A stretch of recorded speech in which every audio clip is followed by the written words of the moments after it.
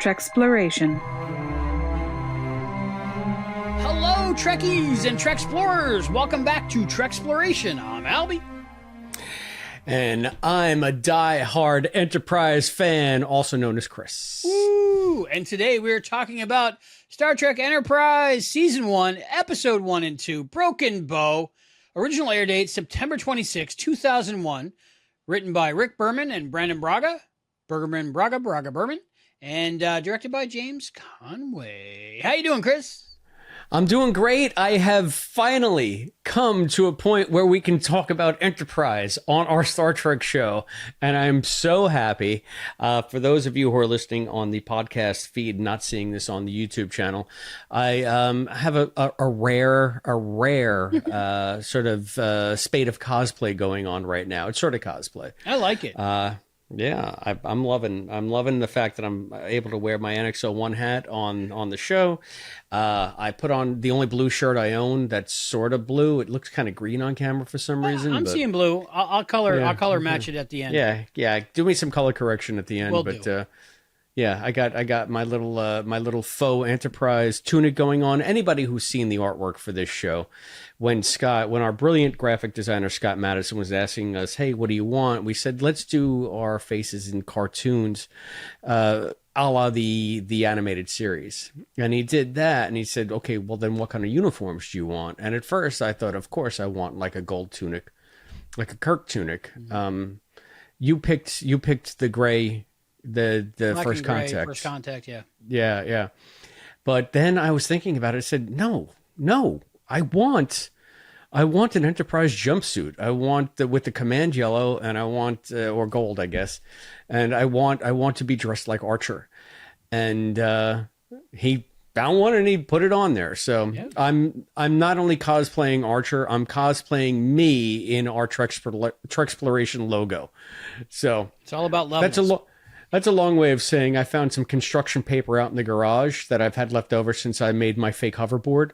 And I think I'm looking pretty sharp. That's construction paper? I thought it was tape. Yeah. I thought it was tape. It's construction paper. You did very good. Construction paper and Scotch tape. That's what this is.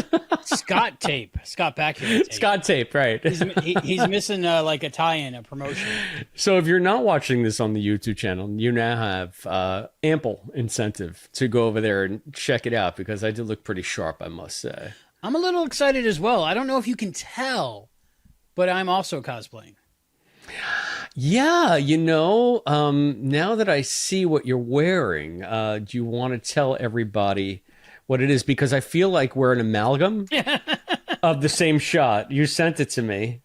And I am cosplaying Scott Bakula as Captain Archer in the shuttlecraft while he's hanging out with Trip Tucker, Charles right. Tucker III, right when he scratches the paint. He's in his right. like casual streetwear. And I have a light heather gray t-shirt on and like a darker khaki overshirt over top of it. I'm missing the hat. I don't have the hat. But I have the hat. That's why I'm saying we're an amalgam. Yeah, there you go. But if you notice in Broken Bow, Scott Bakula has the Just for Men going on.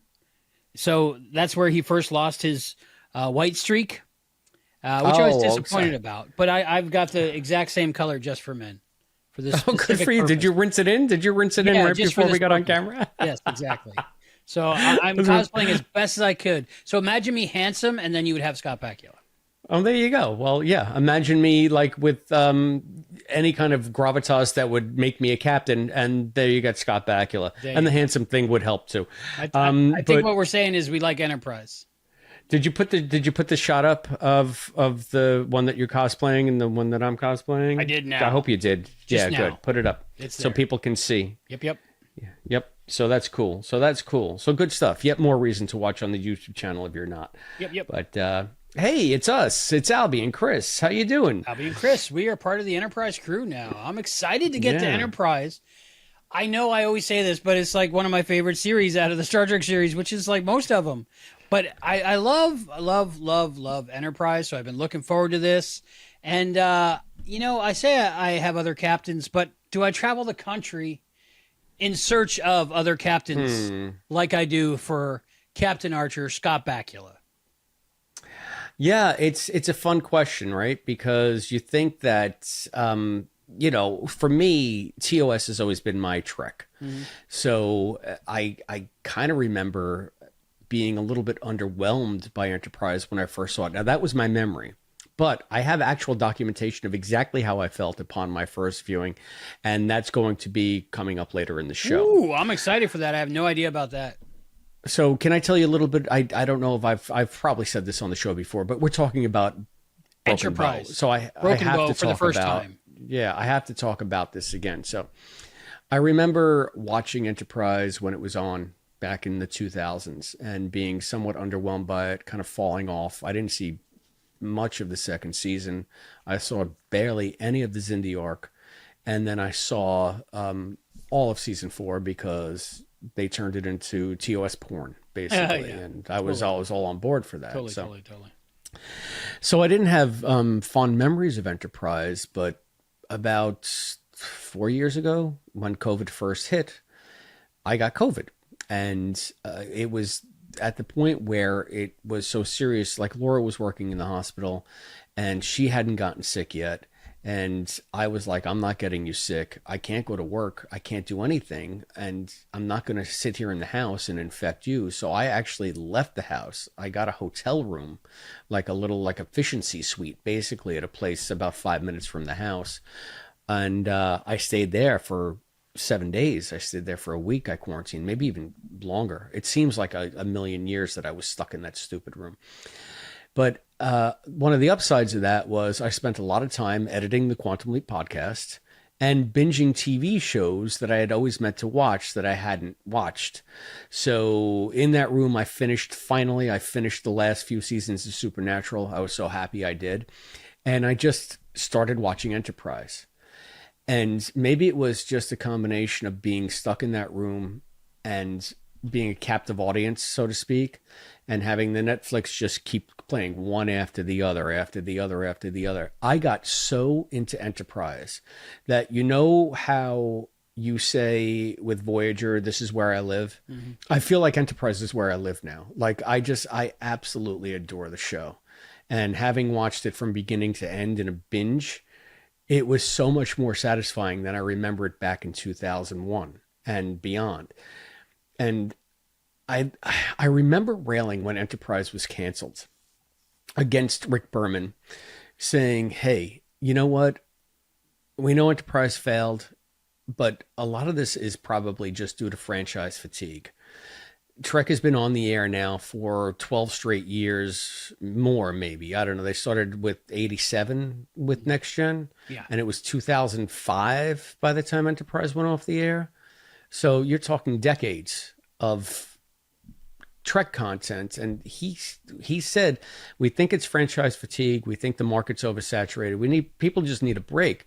And at the time, I railed. I was like, screw you. It's not franchise fatigue. You're just writing shitty TV. And if you did something that was actually compelling, it would be on the air. It wouldn't have been canceled. I mean, now we know with the UPN, everything that show never had like a home. It never had any kind of comparable programming around it.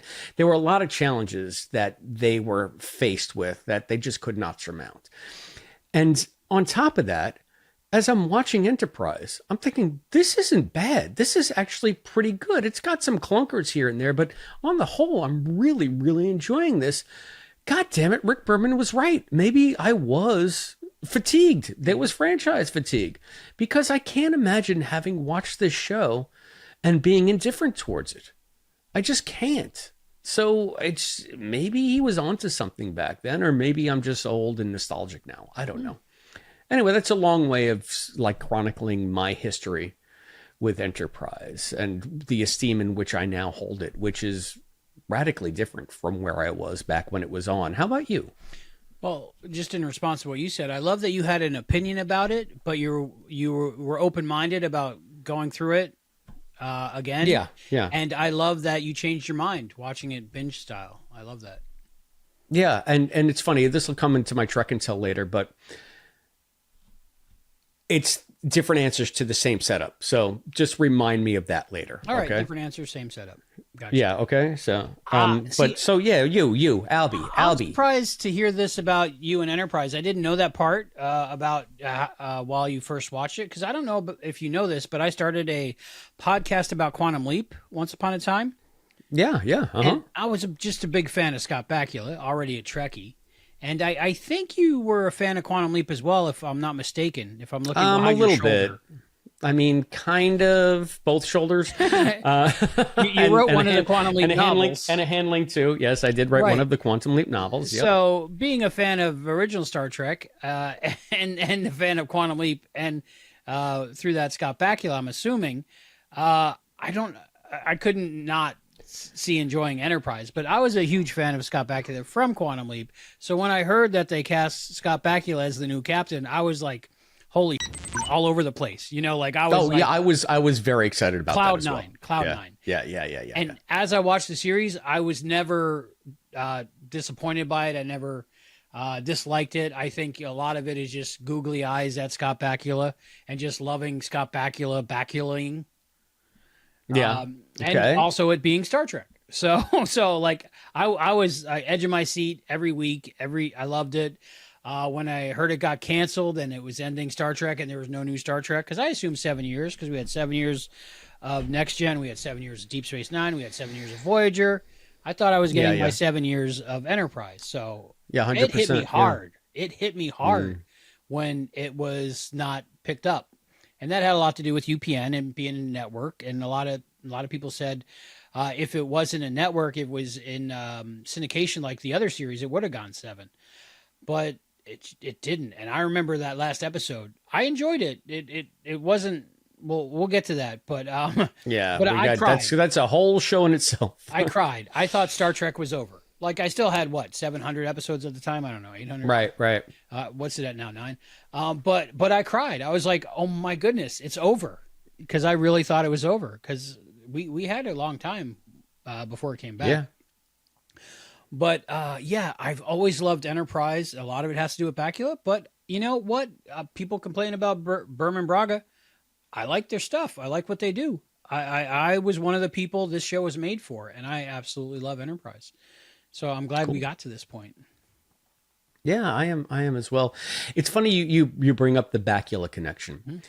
That was another thing that, believe it or not, worked against me liking the show in the beginning, because I was so dyed-in-the-wool Quantum Leap fan, and to me, Scott Bakula was born to play Sam Beckett. Like, that is his first best destiny. And seeing him not being Sam on a show, even though it's a Star Trek show, even though it's Scott, and I like Scott, I know he's very talented, I just had a very hard time buying him as a no-nonsense kind of hard-ass captain when he had to be, especially in Broken Bow. He comes in hot a lot. Knock you on your ass. Yeah, I'm going to knock you. Yeah, that's keeping me from knocking you on your ass. Yeah. And I had a hard time reconciling that with the perfect image I have of him as Sam Beckett, because Sam Beckett, is quite obviously one of my favorite characters in all of fiction, all of TV history, all fiction in general. I just love Sam because he's such a decent, good guy. And that's the kind of person, like someone that you can look to and emulate and say, what would Sam Beckett do? And I say that a lot. I say, what would James Kirk do? What would Sam Beckett do? A lot of times when I'm trying to figure out, okay, how do I handle this?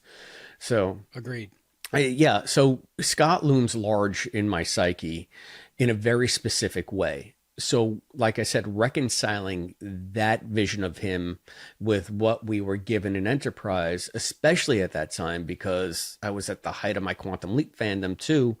Maybe 2001, maybe it had ebbed a little bit by then, but the book had come out. 1997 my book came. I don't remember, but it was all within that period. So I was much more invested in Scott Bakula as Sam than I was as Jonathan. And I found myself having trouble warming up to Jonathan. Now I have no trouble, I guess, because it had been many, many, many years since I had really been, I guess my Leap fandom ebbed enough to the point where I could accept him in different roles. And again, that's not a Scott problem. That's not an Archer problem. That's a Chris problem. So the benefit of hindsight, the benefit of time, is something that also propelled this series in my estimation, because I'm in a different place. So, I had that same kind of thing going on because I always, right or wrong, I just assumed that Sam Beckett was Scott Bakula and Scott Bakula was Sam Beckett. Right, yeah. The same Boy Scout, can do no wrong, kind person. Because even doing the podcast for years and speaking to him, Scott Bakula himself, and so many of his coworkers, be it in front of the camera or behind the camera, and just all of them profusely saying how kind and generous and giving, and he is that person. So I have no idea who the real Scott Bakula is, but from everything I've ever input into my brain from everyone that knows him, he's basically like Sam Beckett, Yeah, well, and that's a lie that you say you don't know who the real Scott Bakula is, because we just met him. Again. Like, that could be the real Scott Bakula, and I in my heart, I hope it is. But I've so many heroes I've had have disappointed me over time. No, I understand. Well, Scott has given us no indication, none, otherwise, zero, none. So I mean, every time we've met the man, he has just been fantastic, kind, giving, spend time with us. Right, Smiley pretends to remember us. Right? I mean, how much better did you get than that? He's gracious enough to pretend that he remembers who we are, and we're gracious enough to believe him. Pretend to believe him. Yeah. But everyone that's worked with him, I mean, either he is that person or he is one of the best actors on and off screen. Because everybody will swear up and down. I don't think there is one bad story about him ever. So I could see that, especially when, we get into later seasons where he's, the got to do what he's got to do Archer. Yeah. And I got to tell you, I mean, we're talking about the series as a whole. I definitely would not have been able to buy the Archer at the end of season 3, beginning of season 4 at that time in my life. I just wouldn't. I mean, but now I look at Home, which is the second episode of season 4. And it is, I think, the best episode of Enterprise. And Archer is in such a dark place there. And I think it's one of Scott's finest performances, where I used to think that Scott doesn't do Mad very well. So every time I saw him playing Mad, I couldn't buy it. It just seemed weird and it seemed forced. But I think that he grew into the character, and I grew into accepting the character. So there's, again, a lot more going on, a lot more layers to my love of Enterprise now, based on all of this weird baggage that I keep spewing. So I apologize. Yeah, I apologize to the fans. Yeah. Especially when you're making a trifle. Yeah, I think, like you said, Scott was born to play Sam Beckett, right? So for my life, Scott was born to play Sam Beckett and Captain Archer, because I've, fanboyed the whole way through the series. But when we saw Man of La Mancha, here's the intentional tangent part. When I recently saw Man of La Mancha 3 times in a row last week, it was life-changing for me. It really was. And I think I got to know the actor Scott Bakula. I think I got to know the actor Scott Bakula more watching Man of La Mancha, because I felt he was born to play that role as well. Not just, one of the 3, but all 3, because he was so good in it. And he, we're in a barn, we're with an audience, it's a community theater set, done very well, no complaints at all. But he brought me into that world as if I was really there.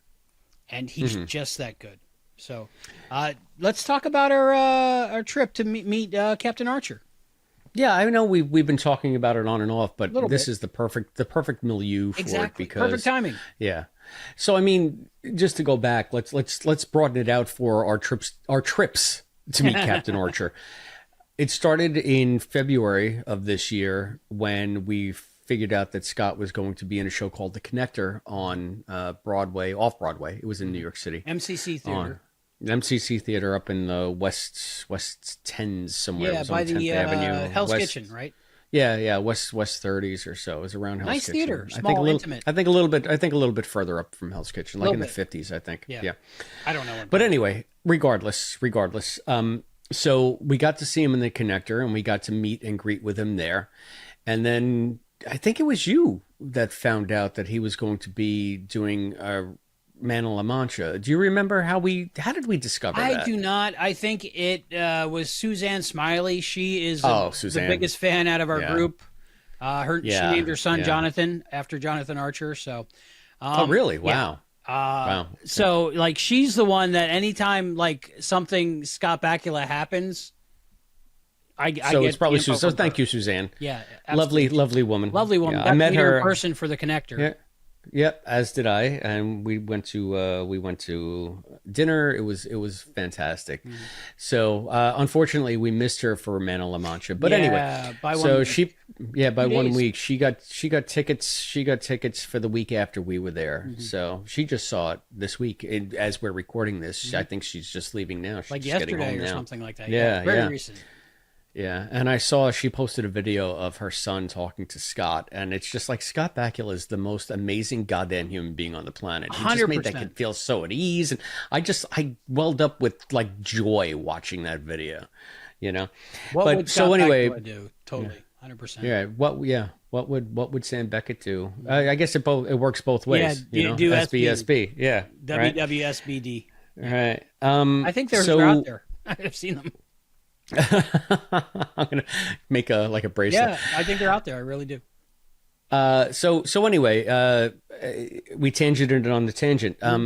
When we discovered that Man of La Mancha was going to be the show next, I, Don Quixote, Lord of La Mancha. I love that you're tone deaf in the exact same way every time you sing it. My thing, man. It's my signature move. Okay, sorry I interrupted you. I had to get that out. But it was almost like the record scratching, because one of the most popular episodes of Quantum Leap was Catch a Falling Star, in which they do a version of Man of La Mancha with Sam playing Don Quixote. So I knew the music from La Mancha through Quantum Leap. It's on the soundtrack album, so you get to listen to like the suite from the episode, and I mean it's a lot of like really catchy tunes, a lot of good music. So to have an opportunity to see Scott do that live, it's like the TV show come to life, number one. It's music that you like, number two. It's Scott freaking Bakula live on stage, number three. And number four, you're probably going to get to meet him again. So we bought tickets right away, and we're lucky we did, because they sold out very quickly. Very quickly. It's small, it's a relatively small venue, even though it's in a very obscure place in New Hampshire. Word gets out and fans go.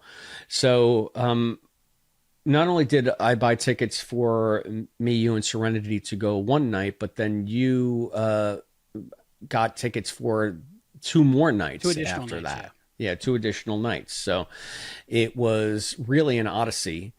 And we met in New Hampshire. Albie had the problematic flight from hell on his way in. For me, it was just a car ride up. I mean, I think it was the way back was the flight from hell. The flight up was the flight from heck. So. Okay, gotcha. So I don't know if you want to go into that, but yeah, I mean, for me, it was just, I took the Port Jeff ferry to Bridgeport, and I drove up, and it was maybe 4.5 hours on the road, and I did drive through a lot of weather getting there, especially we had to stop because there was a giant hailstorm. Oh wow. And yeah, somewhere in Massachusetts. But regardless, I got there, and I'm waiting for you to land, and I know that you were supposed to land at like 5 to 12 at night, right? Yeah, I think it was like you're going to try to get a car, whatever. And, 12:50, so 5 to 1. Yeah, I always rent Enterprise, because Enterprise. I mean, why wouldn't I, right? So they've been really good to me over the years. And they have this thing where if they know your flight number, they'll stay until the flight lands, up to an hour, I think. Something like that. Oh, that's cool. Yeah. Yeah. So, because I had called them, because I was like, I got 7 minutes to get from my flight landing to renting the car. I don't know if it's going to work out.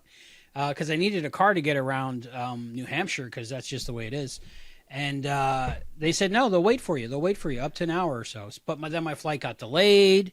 Well, we were in Charlotte, North Carolina. It got delayed once. It got delayed twice. It got delayed 3 times. I was Crazy. Like, oh. So luckily, one of my besties right there, Captain Christopher D. Filippi from the NX01. He had the hat. Yeah, I was wearing the hat. He offered to when I went to get you. Picked me up, and it was like damn near 2 a.m, maybe closer to 3. It was closer to 3. By the time you got in the car, it was like 2:30. Yeah. And man, I'm telling you, that was a lifesaver, and you got us back to the hotel. Yeah, we were staying in the same hotel. We were on the second floor. You were on the first floor because you brought Penny. Yep. We brought Penny. Yep. Penny. That was another thing. Yep. We brought Sweet Kid. There she is. Little Penny. Little Penny. Send me one.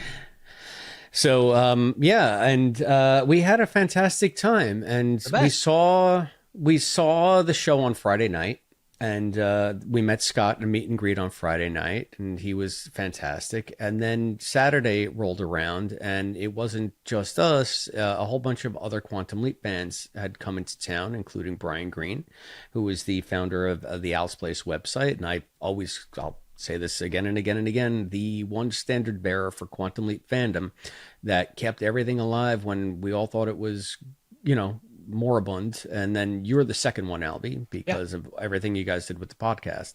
So, I mean, yeah, Brian, it was fantastic to see him again because I hadn't seen him since the Leap Back 09 convention. That was the one and only time we had ever actually met. And that's because he was good enough to invite me to that. So yeah, he's facilitated much of my fandom before I ever heard of a podcast, before I even knew what a podcast was. It was because of Brian I got to meet Deborah Pratt. It was because of Brian that I got to see Don and Scott on stage, and they called Dean during that. So I got to hear Dean talk to Scott and Don. It was fantastic. So I'll always be eternally grateful for Brian for introducing me to the broader Quantum Leap fan community. Because even though I had written a book, I still really wasn't part of that community. I had done a couple of con appearances and things like that, but I was never a big fandom guy.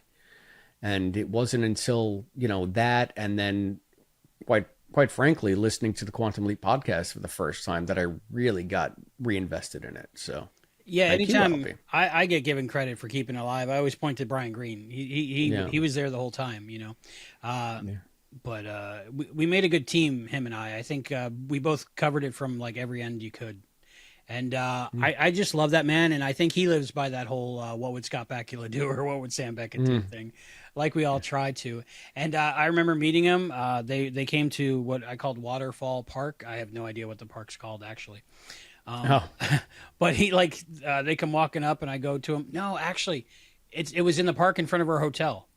Because I think you were shopping in Keene at the time. Yeah, I was away. Laura and I were out doing, like married couple. Because Laura came with us. That's not a common thing for Laura to come to a fan event. And she didn't want to see the show. But, we'd love to travel up in New England. So she was just like, yeah, I'm coming, sure.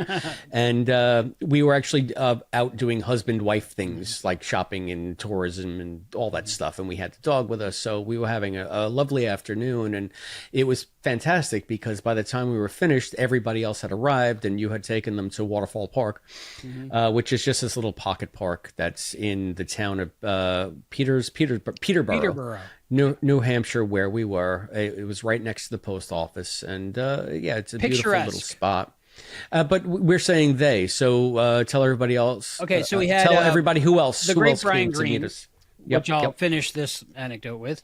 We had Stacy and Dave from the TV Rewatch podcast, Quantum Leap edition. They do Quantum. And we had Stacy's husband there, also Adam.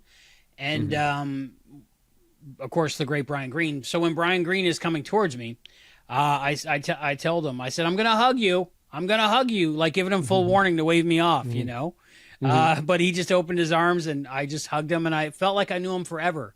Because we, just like you and me, always do the on-screen thing and talk to each other. Yeah. He's become a great part of the Quantum Leap podcast after show, and he's always been a resource for me. Like Matt was, he was the same. Like if I had questions, I needed help with something, or even like getting a guest or something. Brian Green, when he makes the call, people answer. So Yeah, because they know who he is. Yeah. it was just. So yeah, I'm so it's glad fantastic. that we made the trip. At first, when I heard about Man of La Mancha, this is after we came back from New York, and Serenity didn't want to fly, so we took a Amtrak, and like I drained the bank account for that New York trip. But take my daughter, New York City. Let's climb up the Statue of Liberty, whatever we're doing. Let's check out the Empire State Building, all that stuff. And I was like, yeah, let's do it. We can do it. Let's do it. And Right. I tried to do it when the connector originally came out, had problems doing it. So when I was able to do it, I just went for it. And then I come back home, and then I find out about Man of La Mancha. I'm like, what? He's doing Man of La Mancha in New Hampshire. It's an episode of Quantum Leap. That's another once-in-a-lifetime opportunity. How can I not do it? Yeah. So at the same time, I was excited and happy. I was kind of upset that I had to spend that much money again. Yeah, I hear you, but I'm again, so glad yeah, I did. I'm so glad I did. It was what are the odds, life-changing. right? It was life-changing because, again, the connector, so many people, it's, you're in New York City. You don't get to spend that time with Scott Bakula. We were all on a mountain, right, that you couldn't find without GPS. Yeah. In a barn. This in New Hampshire. barn it's like converted barn into a local community theater. Beautiful. Yeah. And he spent time literally with everyone. And that night, I want to say it was the second night, there was close to 100 people waiting for him. Like the word got out that he started, that he stayed afterwards and hung out with people and took pictures and signed autographs. Yeah. So like the first night we were there, I'd say about what, like maybe 30? Maybe, 20, 30. Yeah. But that next night, 100, and he comes out and he looks around and he smiles and he literally spends time with everyone.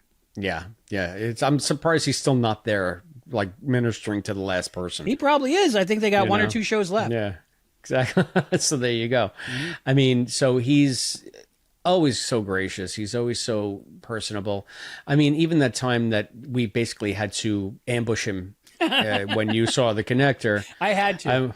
We were told that he knew that we were coming and that we would be able to find him and he would find us, but he clearly did not expect to see us. I honestly think our connection with Scott, I think he just assumes Scott will meet you anyway, and he had no idea. So Scott was heading out the front door of the MCC Theater. I thought this was mine and Serenity's one and only chance ever to meet Scott Bakula. So I apologize, Scott. I literally dove in front of the man like Ralph Cramden, and I was like, "Hi, I'm Albie from the Quantum Leap podcast." I literally blocked the door. The man was trying to go home. Who knows if he had a poop? Who knows if he wasn't feeling good? All right. I literally blocked the door. He said, "Oh, yeah." And he spent time with me, and he spent time with Serenity. Such a good guy. Such a good guy. So. He asked Serenity, "What's your favorite episode?" And she's like, "The Man of La Mancha one." And he's like, "Mine too." And then like less than a month later, he's going to do Man of La Mancha. Serenity was like, "I wonder if it's because I said that was my favorite episode." I don't know. That's exactly why. Yes. That's exactly why. But, honestly, if anybody wants more of an origin story about how this production came about, Scott just did a fantastic appearance on the Decon Chamber podcast, or I think it's a YouTube show too. Yeah. With Connor Trenier and Dominic Keating. Which who I met played a week and a half ago, 2 weeks ago? And Trip and I keep wanting to say Reed Alert. Reed Trip Alert. And Reed. Yeah, Reed Alert. So he kind of talks about how this came together with Man of La Mancha. It's kind of a bittersweet story, but it's got a Star Trek and Quantum Leap connection too. So very interesting. So that was our intentional tangent. If you want to know even more about our journey to Man of La Mancha, there is a video blog we did. Go over the Quantum Leap podcast YouTube or check out the Patreon /Treksploration, and it's right there. The video link's right there. Also, we'll be doing a Quantum Leap after show with all the people we can gather that went there. Yep. And I mean, I'm going to try to be part of that, but you guys always do it when I'm working. It seems like I'm going to start taking it personally soon, but it's all right. All right. Yeah. So that'll be fun. So that should be fun. We got some surprises for that one as well. And I can't wait to just talk about it and gush over Scott Bakula. Well deserved. Gush. I've never met a better human being in person than that man. Just saying. I mean, and you've met me, so that is saying something. That is saying. Not that there's anything wrong with you. I'm just saying that's Scott Bakula right there. You know it. So that's our intro. So Chris, could you read the episode synopsis for people for Broken Bow? Yeah, and kind of like I had to do with Voyager, this is a longer one because there's a lot going on. So strap in, as I say, strap in. I'm going to have to take some deep breaths in this one. Right. Get ready with your edit button, Albie. Jonathan, the troubled teen, is painting a ship model and complaining to his dad about how the Vulcans are such dumb jerks, you know? Papa Henry says something in response, but we forget what, because smash cut to a Klingon running through a cornfield in Broken Bow, Oklahoma, being pursued by two weird aliens. He lures them into a grain silo, which they get into by literally sliding under the door. Then the Klingon jumps out and blows it up. Future Farmer Brown don't take too kindly to this, and he fills the Klingon with a load of laser buckshot. Cut to a grown-up Archer, now a captain, making a visual tour of the Enterprise NX-01 with his chief engineer, Trip Tucker. But Archer is called back to San Francisco to meet with his bosses and the Vulcans. The mystery Klingon, named Klang, is in a sickbed being tended to by an alien doctor named Phlox. Archer levels insults at the Vulcans because they're such dumb jerks, you know? And convinces everyone that returning Klang to Kronos should be the maiden voyage of the NX-01 and its shiny new Warp 5 engine, despite Vulcan protestations that they are not ready. Archer grabs Hoshi Sato, his choice for communications officer, hires Phlox, and joins fellow crewmates, Armory Officer Malcolm Reed, and Helmsman Travis Mayweather.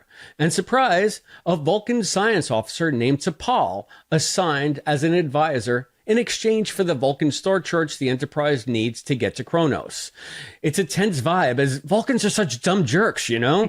So Enterprise is warp-fiving along, trying to figure out a recovering Klang's whole deal, when the ship is waylaid by mysterious aliens like the ones in the corn. They can cloak and crawl on the ceiling, and they abduct Klang and Amscray. One of the aliens was killed in the fight, and Phlox identifies it as a Suliban, although one considerably genetically altered to give it all the superpowers and stuff. With the help of the Vulcans, Enterprise traces Klang's last known location to a trading complex on Rigel 10. There, Archer meets a Suliban named Saren, who says the cabal of genetically enhanced Suliban are working for a mysterious figure from the future, waging a temporal Cold War, who is attempting to turn the Klingons against each other. But then Saren is killed, and Archer and crew barely escape with their lives. Back on the Enterprise, they track a Suliban ship that they suspect has Klang to a gas giant. Inside the gas is a secret base where they're keeping Klang. Archer and Trip rescue him, but Jonathan is left behind in the firefight. There he meets one of the souped-up Suliban, who reveals more of the mysterious temporal plot. But Archer knocks him out and runs, saved in the nick of time by an emergency beam. Okay, once again. But Archer knocks him out, runs away, and is saved in the nick of time by an emergency beam out by that newfangled transporter thingy. The Enterprise crew returns Klang to Kronos, the High Council finds the secret message encoded in his DNA, and the Enterprise goes on its way. But not back home. Since the mission was such a success, Archer gets orders to keep exploring, and he convinces T'Pol to stay on as science officer because maybe not all Vulcans are such dumb jerks, you know? That was a great synopsis. I love that. So, yeah, it's a lot, but there's a lot going on. There's just a lot going on. At the end of the episode, I think I had a thought, like, maybe he wants her to stay on because, you know, she's a pretty lady. And he was hoping maybe no, I mean, she does kind of a little bit of a 180. She kind of comes around to his way of thinking. Maybe he comes around to her way of thinking when he gets Bendai syndrome, you know. Yeah, he needs something like that, you know. He just needs someone to check him, and she needs someone to check her. And one thing about this show, I think that a lot of it had to do with, besides franchise fatigue, this took place. This debuted what? A week and a half after 9/11. Yeah. It certainly did. And that was a big thing because there was not much that was going on at that time because we were all still in a state of shock for quite some time after. I know you were much closer to the situation, but I think it affected most of us in the United States because, at least in my lifetime, we had never been exposed to anything close to that kind of event and violence and death and just horribleness. You know, we're in the United States, and luckily we have huge oceans on each side, and we just never had to think about that. That was always something that happened over there. That was always something that happened over there. And still to this day, how many years later, 23 years later, I get emotional when I think about it because it was so devastating. So yeah, I know 100%. When us Trekkies, all these people started to watch Enterprise, we were doing it because we were trying to go on and live as normal, but there was no way not to see everything through the filter of what had just happened to all of us in the world. I know it affected even people worldwide. They were, devastated by this. Oh, of course. And I can say one thing, which is, it's not to contradict what you said, but which was kind of odd because, as you know, I live in New York. So, I mean, it was right here in my backyard. Yes. And I worked in news at the time. So at the time, I mean, we were just nonstop 9/11, 9/11, 9/11, 9/11, 9/11 to the point where when Enterprise premiered, I had a fellow Trekker back in editing, and it was actually something that we could talk about that wasn't 9/11 for a little while. So at least we had that going. I mean, he had problems with it because they took the name Star Trek out of the title. It was just called Enterprise. That was a very, very deliberate choice not to distance it from Star Trek, but I've read in many places that Berman did that deliberately to say, this is not the Star Trek you know. This will become Star Trek eventually, but I'm deliberately saying that you're not going to recognize some of this stuff, and you shouldn't because it takes place so early. It's not going to be Star Trek yet. But anyway, that being said, it was kind of an oasis in a very mad time. Even if we were bitching about it, it was something to distract us from the horrors that were going on back then. And I can't imagine, except for maybe the premiere of Doctor Who that got preempted because it was the same night of the Kennedy assassination. So yeah. So again, just a very, very odd premiere, right? Yeah. So, I can't imagine you were right there with, I'm sure, smoke all over your front yard or debris. Probably you were that. I'm not that close. I mean, I don't live in downtown Manhattan. No, but I mean, that was huge. That was a huge thing. So I don't know. Every 9/11 or thereabouts, I rewatch. I think the whole day of television. I think it starts with Regis and Kelly or Regis and Kathy Lee or something. I feel no need to go back to relive that. Yeah, I don't know, but it just, I feel so bad and it's so emotional. But that's what the world was. It was a different world when we started this show. Mm-hmm. Yeah, I remember one thing that impressed that upon me and how naive we all were. The generational gap. Mm-hmm. My boss was scheduled to go to a conference that day. And he was supposed to get on the plane at like 10:30, 11 o'clock. And we're in the newsroom and all this is going down. And to me, this was still an isolated incident. I had no idea really the magnitude of it. And I said, Peter, you got to get going. He said, Chris, I'm not going anywhere. And this is before they shut everything down, before they locked everything down. And I said, what do you mean? You have this conference? He's like, we are under attack. And I did not realize that. I mean, talk about stupid. Talk about insulated and coddled and just basically privileged to live in the place that we live. It doesn't even occur to you that it could happen. And it took, like when he said that to me, it's like somebody threw cold water on my face. And like, what do you mean? Within the hour, all the airports were shut down anyway. Everything was shut down. Was he an older gentleman? Oh yeah. By at that point, and this was 2001. He's still kicking, by the way. I still speak to him. Awesome. He's not my boss anymore, but he was hitting 70 at that point, or if he wasn't 70 already. So I mean, institutional knowledge. Like he was Don Draper. It is. It is a generational gap because When you rewatch the day of television, they have several versions. It's not all on YouTube, but Regis, while this is happening, right after the first plane hit, before the second plane hit, Regis said, "We're under attack." Mm-hmm. He knew. Yeah. Our generation had no idea that it was even possible. Yeah. So anyway, that's to give context. Yeah, but that was the environment that it premiered in, and a challenge that it faced, right? Mm-hmm.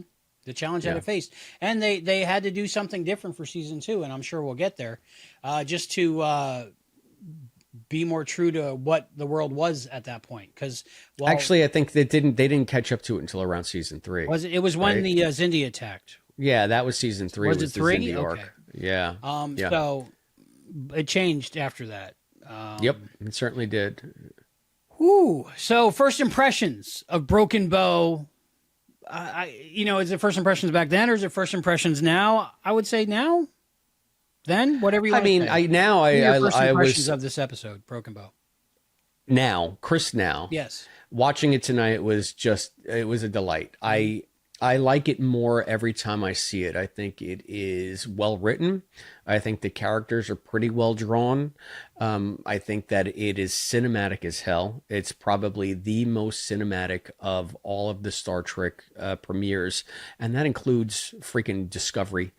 I mean, Discovery was overblown from the beginning, but this one had such an economy of special effects, such a different look, and it was very action oriented, which I'm sure at the time it premiered, I probably liked less than I do now. I appreciate the set pieces in this, especially the laser fight in the snow up on top of that Rigelian trading post. A lot of the Suliban effects still really hold up to me, even though they are early 2000s CGI. They're not screamingly bad, as the Gorn will be soon, in a few years. Well, ironically, right? Because they had more time to do it, but it should have been more advanced, but it seems less advanced. And just the interaction between the characters, and especially watching Jolene in this. I remember being against the T'Pol character because she, to me, was just another 7 of 9, just another chick in a suit to get the male gaze to tune in. It worked. But it wasn't until I watched the series through that I realized what a talent they had in her, and how she was able to do everything they asked of her and really make that character come to life. There is such an arc for T'Pol in this episode where she is being influenced by Archer as much as Archer is being influenced by her. And they come to this, I'm going to go gush. So first impressions, I loved it. I love so many different aspects of it. There are so many details that I want to talk about. How about you? I'm right there with you. Watching it tonight, loved it. Always have loved it, but I didn't really appreciate it as much as this last time that I was looking at it critically.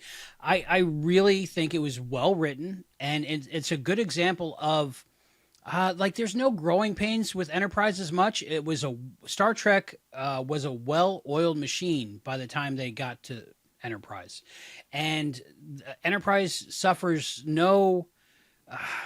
There's nothing wrong with it that you would see in the beginning of other series where they had to get to it.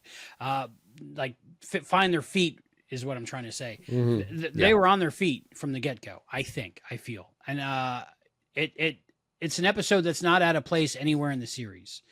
And I really appreciate the writing. And they had a little bit of like Voyager did with You Son of a Bitch, I'm In, but that was only with Hoshi. Yeah. The rest were pretty much just kind of there. And they were talking about how everything is so new. And it was a great episode. And I'm going to gush a lot about everything as well. It's one of my favorite Star Treks. I agree. I mean, I guess there are some clunky things, but I think that's more of some of the stuff they tried to bake into the series. And if we can go maybe even beyond the premiere here, they wanted the series at first to be, for the first season, to be completely earthbound, Right. to discuss, you know, the relationship with the Vulcans and the building of the Warp 5 engine and how contentious everything could be, and make it more of like a NASA drama, basically. Like the right I think stuff, of like, right? or For All Mankind, right? Yeah. That's Yeah. what they were trying to do. They wanted to do, but they said, no, it's a space show. Yep. Got to be in We space. got to be out in space. But Got to be out on that ship. They were trying to do the right stuff. Star Trek does the right stuff, kind of. Yeah, and I think that I wish that we could have seen that version of it. Yeah. You know? They go back a little bit with some flashbacks in future episodes, right? Yeah, and then those are some of the greatest episodes. I love those episodes. So, but I understand you gotta hook people in and you gotta get numbers, or you don't have a show anymore. So yeah, exactly. And people have a certain expectation when they hear Star Trek. They gave Deep Space Nine shit just because it wasn't on a ship, but it was on a space station. Parking lot in space. Yeah, basically. So you got to get back on, you know, and especially at that point, I think that not only was there franchise fatigue, but I think there was a little bit of being creatively bankrupt, in the sense that we know what we want this to be, and it has to tick these boxes. So yeah, they had to serve different masters, and even the writers talking about it later. You find out producers, writers, they were all like, "We need to take a break because, you know, we've done it all. We're exhausted. You know, let's take a few years off." But they were like, "No, we got to launch the new network, and we need the show. And if you don't do it, we'll get somebody else to do it." So that's why they did it. So yeah, but all that, I still love season 1 of Enterprise. Sure, great. Yeah, I mean, there are some clunky episodes. There are times, and we'll talk about this as we go through season 1, but it'll be like months from now, so no one will remember I said this. There are times when it seemed like more of a prequel to TNG than it did to TOS. I would say not times. It was more of a prequel to TNG because it hit so many different TNG touchstones in the first season, and you can tell it was from writers that were versed in 90s Trek, like that was their Trek. And so if we are going to have callbacks, it's going to be to the Picard era. It's like Space Pirates. Yeah, there's going to be barely any. Right. Yeah. There's going to be barely any hands. TOS. Yeah. No green hands. Nobody no in Space toga. Lincoln. Right. No Roger Corby's with right, no Roger Corby's. So. Yeah. The one thing I think that dates Yarn it, guts, old Yarn guts Corby. Yarn guts Corby. The one thing that dates it for me is the CG, not of the ships. I think the ships still hold up really well on screen. It's when they tried to do humans as CG, like be it silhouette or here and there in the shuttle, you know, just like a glimpse of a human here or there, or somebody walking. Still to this day, CG humans still aren't quite right. It's that whole, what do they call that effect? I call it the Uncanny Valley. That's it. It's still that. But back then more so. And I have the same complaints for the remastered version of TOS, but anytime there's a human moving, it's just not human-like. So there's some shots where you see like the silhouettes when they come up out of the planet station that they landed on, and in the shuttle going by. But other than that, nothing sticks out at me. The special effects for the ships, I think this was the first series with all CG ships, right?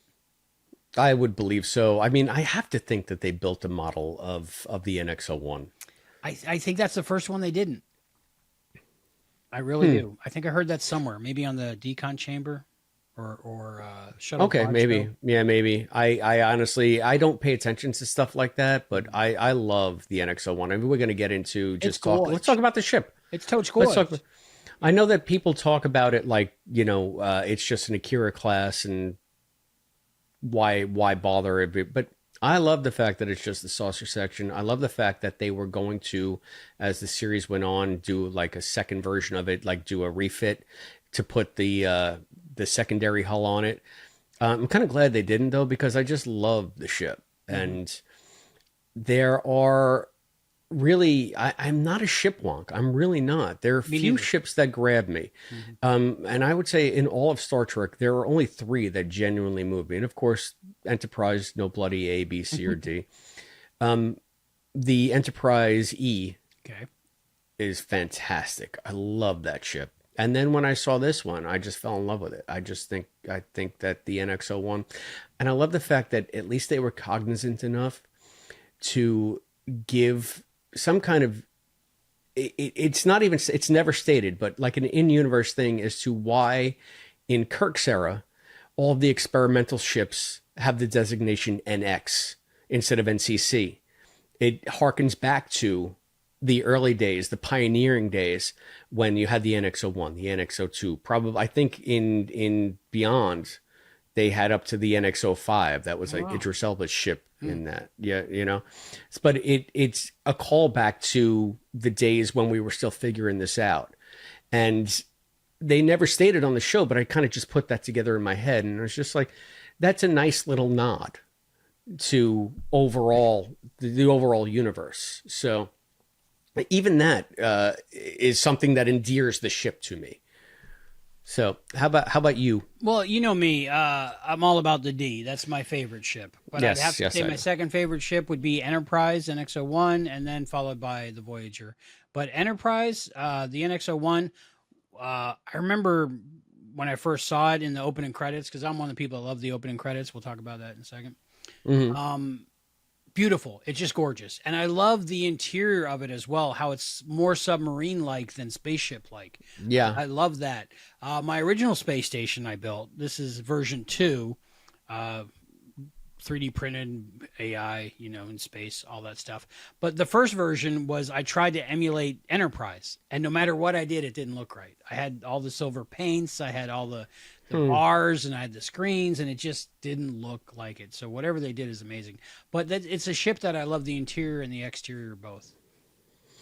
And I have to say, it took me a while to get on board with the ship because it seemed too techy, especially when you think of the streamlined Art Deco NCC 1701.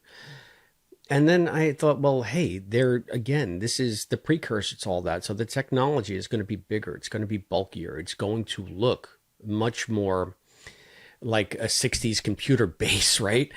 And it's the precursor of everything that we've seen in TOS. And at the time when I was doing a review of it, I just re-listened to it before we got on mic. But I was able to retcon that fairly easily because you say this is newer technology that is necessarily going to be bigger. It's going to be bulkier because it's not as advanced. But then as you go on 100 years, the ships are going to get bigger. Technology is going to get smaller. So you can easily see the NX-01 being that submarine in space, eventually evolving into the Art Deco streamlined Enterprise because they're going to have a lot more space and the technology is going to be this big.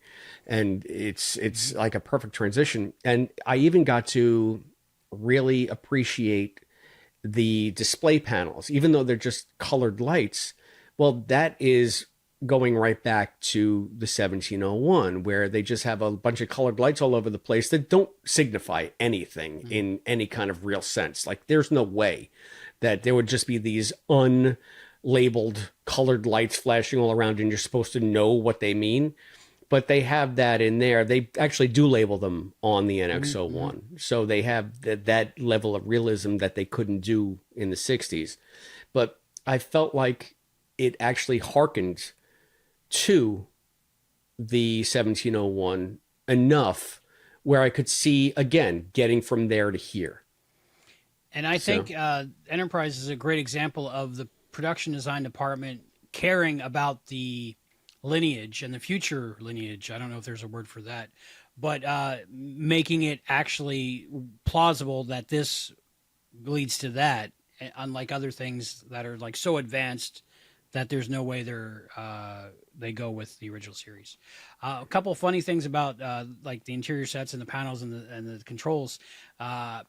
Two things. The one thing is a lot of the buttons by the screens, if you look at them, I think it was from Michael Kuda, I'm not sure, but they're just little furniture pads, or like you would put on like a appliance or a furniture, little stick-on squares. And they sure. Like them down there, which is great. And I tried to source them for my space station. And the other thing is, check out this series. It's the first Star Trek series that they had the ability to have blue LEDs. So you're going to see a ton of blue LEDs in Enterprise, and the color blue a lot. There's an interesting documentary on YouTube all about the guy who spent years, most of his life, trying to invent the blue LED because it's so impossible. But he finally did. Why? What's so impossible? You got to watch it, but it's about the wavelength of light and how light emitting diodes work. And it was thought to be impossible. And like everybody had given up on him, but he knew he could do it, and he finally did it. So it's an amazing story. If you ever type that in YouTube, if you're ever bored enough to learn about blue they said making a screen accurate handling prop would be impossible too. Exactly. Look behind me. So there you go. There's always pioneers like Morgan Feldman and Blue LED guy. Yeah, we love that guy. So that's interesting. So it's a little tidbit. So look for blue LEDs. And at the time they were like so expensive each one because it was a brand new technology. Not like a dime a dozen like the other colors were at Radio Shack. So interesting stuff. I just love NX01. I would live there if I could. I know if I won the lottery, like I wouldn't tell anybody, but I'd be living on some starships. I'm just saying. Gotcha.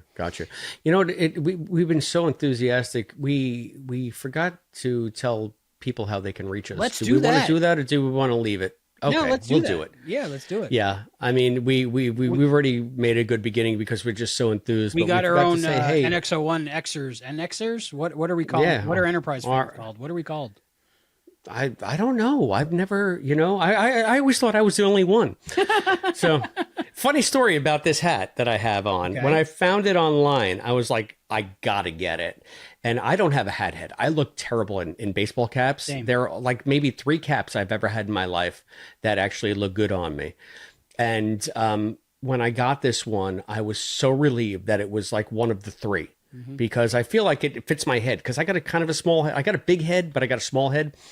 And baseball caps always are just funny looking on me. But when I got it, I was so excited and I wanted to wear it everywhere. But I was thinking, people are going to like look at me and laugh, and they're going to be like this, and they're going to be like, but I said, you know what, screw it. I'm going to wear it.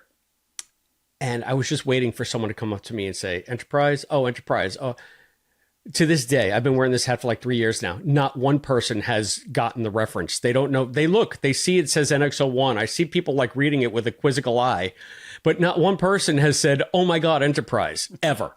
Did you ever get a thank you for your service? No, no. You think they want to say something, but they just don't know what the hell is on the hat. Yes. So anyway, yeah. Very cool. Very cool. Yeah. So for you NXers or Treksplorers or whatever we're calling you for this episode or for future episodes, please come and join us on our Patreon site. That's where we have our main hub of discussion. That's patreon.com/Treksploration. You can Instagram us at TreksplorationPod. You can X us at Treksploration. You can send us an email, treksplorationpod@gmail.com. You can call us on the phone and give us your rendition of Where My Heart Will Take Me at 707-847-6682. Or you can send me all of your Enterprise cosplay elements at P.O. Box 542, Bayport, New York 11705. That's P.O. Box 542, Bayport, New York 11705. I know I'm rocking this construction paper makeshift cosplay that I'm doing now, but I'm sure anything you send me is going to be far superior. So please do that. And we want to thank our current list of intrepid Treksplorers. They include our cadet Listen Linda, our lieutenant commanders Scott Seligman, cosplay dad, one of all, and fantasy fan, and of course our Captain Charles from Texas, and everybody else who is on the Patreon site. Yes. Whether you're a supporter or you're joining us for free, we love hearing from you guys. We love seeing that you're there, part of our community. Please come join us, patreon.com/Treksplloration. You can also comment on our YouTube channel, youtube.com/@Treksploration. And we did get some feedback from our Treksplorers. We got some telegrams? All right. We got some telegrams. This is not in response to our recent episode about Dixon Hill, the big goodbye, because I like to put the bonus replies with the bonus shows. And our last bonus show was Caretaker, the Voyager premiere. Love that one. Listen, Linda, who is our cadet, writes, Voyager is one of my favorite series in the Star Trek universe. This first episode had me hooked from the get-go. I was a fan of Kate Mulgrew from Ryan's Hope, and Robert Picardo was a favorite from the start. I haven't really watched it since its first run, so I'm looking forward to getting into it again when you do a rewatch. Well, thank you, Cadet Linda. Cadet Listen, Linda, I am looking forward to getting into Voyager at all. I mean, I barely know it. What I've seen of it, I've always, taken a poo-poo all over. So hopefully the Enterprise effect holds over to Voyager. That's what I'm hoping. We'll see. Yeah. I'm in a completely different place now. I might grow to love Voyager as much as I love Enterprise. So I just fast forwarded 3 years from now, you and me going to see Kate Mulgrew doing a one-man show of Lincoln somewhere. Yeah, somehow I all of a sudden love her voice. I'm up for it. Let's go. Let's do this. Let's buy tickets. I feel bad for Linda, because Linda, it's going to be a long time for us to get through Voyager. We're going to do one episode every 9 episodes, so you're going to be like, oh my God. I think if anybody did any of the math, they know this is a lifelong journey we have started. So yeah, it's crazy. Not only for us, but for the listeners as well. So right. So and listen, Linda sent us a photo for our credits. Oh, did she? Yeah. Yes. I mean, Captain Charles had also said that he loved the fact that we put the photos at the end on the credits. So awesome. Yeah. So send us your photos. If you're a Trekspllorer. Send us your photos. If you're a Trekspllorer, if you're supporting us at any level, come on and send us your photos. You will be featured in our closing credits. So, speaking of Treksplorers and Captain Charles, we heard from Captain Charles. Ooh, that's one of my favorite things. Let's see. Okay, so he's taking you to task, Albie. Okay. Yeah, Albie, I shall have to agree to disagree with you on Voyager and the success of the ensemble, which we all know you gushed about, Albie. Later seasons basically ignored Chakotay and focused too heavily on Seven and the Doctor. Tom and B'Elanna mostly got stuck in relationship and married stuff, but I'll agree that they did it better than most. The worst at it, TOS, then Disco. Then it's Enterprise, poor Travis. Voyager, TNG, and then DS9. So that's Charles' hierarchy of the effectiveness of the ensemble casts. So DS9 would be the best at it, right? If I'm understanding it. DS9 would be best. Totally TNG second best. Voyager, he's calling Voyager third best. Okay. Yeah. I can honestly agree with him if I look at it from outside myself. And I think a lot of it has to do with I have my favorite episodes and my favorite 3 or 4 episode arcs. And I tend to go back to them, just for comfort food. And a lot of them mix up all the characters. So I think my impression is probably more ensemble than maybe actual fact. Yeah, but I mean, that's how you remember it. Yeah. So there was some dynamic there that stuck with you, right? Yeah, Chakotay definitely got the shaft. That's for sure. Right, yeah. And Charles continues, I think DS9 did the most service for most of the characters most of the time. So yeah, that is his top. And now he takes me to task for some things I said about Neelix. He writes, Neelix has a couple of great episodes coming up. As Albie states, hopefully Chris will see some reasons to change his mind about him. He is a bit annoying at first, and in other spots during the show, in my opinion, he has the best departure episode in all of Trek. So agreed. I don't know how Neelix winds up leaving, but agreed. I can't wait until when I'm 70 and I finally see how Neelix leaves. Yeah. If you don't cry in that episode, you don't have a heart, my friend. I guess. All right.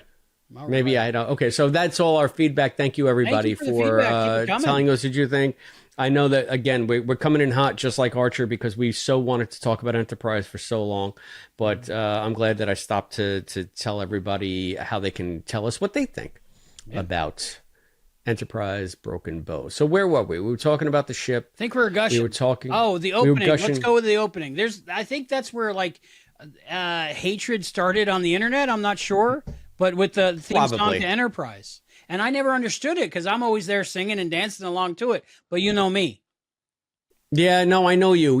Our dear departed friend Matt Dale was also a huge fan of Where My Heart Will Take Me. Mm-hmm.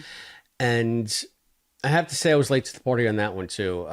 Themes are themes. It's okay. I think that Next Gen had the benefit of having the motion picture score, so that is very iconic, very memorable. I got to really like the DS9 theme. To this day, I do not like the Voyager theme. I just don't like the melody. I don't like it. I know I'm in a minority. Right. We'll agree to disagree on that one. Yeah, for sure. For sure. Again, that's a Chris problem. And that might change. That might change. But I didn't like the Enterprise theme because, number one, it was just this schmaltzy, like, it was like every bad soft rock hit that I had to suffer through in the 70s and the 80s. So I was like, what the hell are they doing here? But as I was binging, I'm doing other things. I'm in this hotel room. I'm editing the podcast. I have Enterprise on in the background. I'm doing work. I got other things. So every time my Netflix would go to the next one, I didn't have skip intro on. Mm-hmm. So I would hear the theme song over and over and over again. And by the middle of the second season, I'm singing along. I'm dancing. I'm loving it. So I did a complete 180 on the theme, I guess, just based on constant exposure. You know, maybe it'll come back around again. Maybe I'll be like, oh my God, I hate this. I don't know. I don't think so. I don't know. But every time it comes along, I sing along. I was never like I hate it because it's different. I was always like, okay, what's new? And, you know, we're in the Star Trek universe. And I just happen to like it. I never understood the hate. Maybe people trying to be tough and being like, oh, that's not something. Yeah, you got to remember, I mean, the internet was new, so everybody was like an internet tough guy. Mm-hmm. And I also think that it doesn't help that the song before this is most associated with the movie Patch Adams, which was, I never made that connection. It was a widely panned film. So, I mean, it's one of Robin Williams' misfires, which is a rare thing for him, especially in that era, because he was at the height of his career. But people did not like Patch Adams. And then when the Trekkers found out that this was like a theme to Patch Adams, what the hell are they doing? Why are we ripping off a bad movie? Oh, so I did not know that. Yeah. I had no dog in the fight. I didn't really care. But, you know. Maybe it was because it was Scott Bakula and it was attached to Scott Bakula. So I was like, that's my Scott Bakula. You can't mess with Scott Bakula.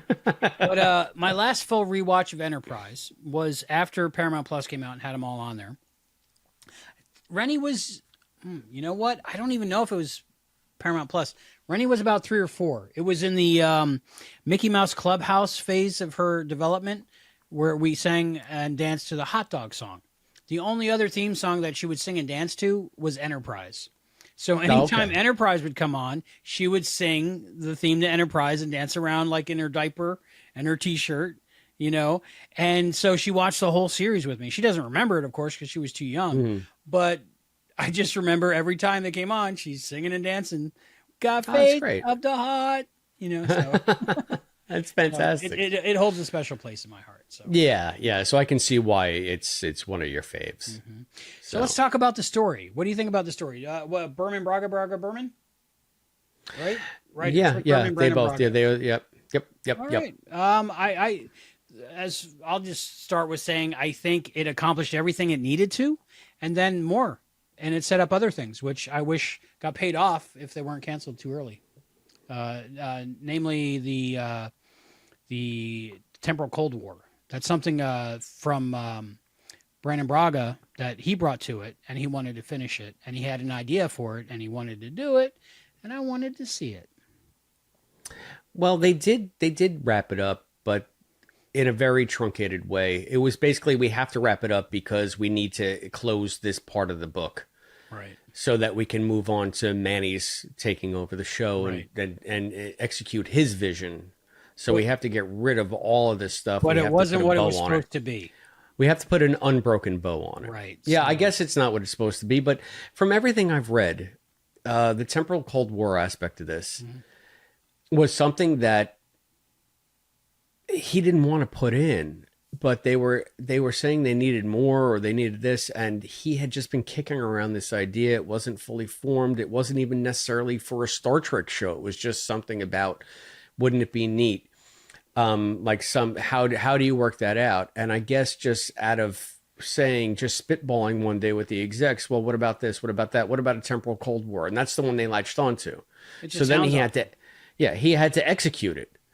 And to me, that is like the weirdest concept, because how do you do that without the reality constantly changing around everybody all the time? How is the timeline maintaining any kind of integrity at any point? And I even have a book. It's called "This Is the Way You Lose the Time War," about two people in basically a time war, a temporal. It's not a Cold War; it's a hot war. But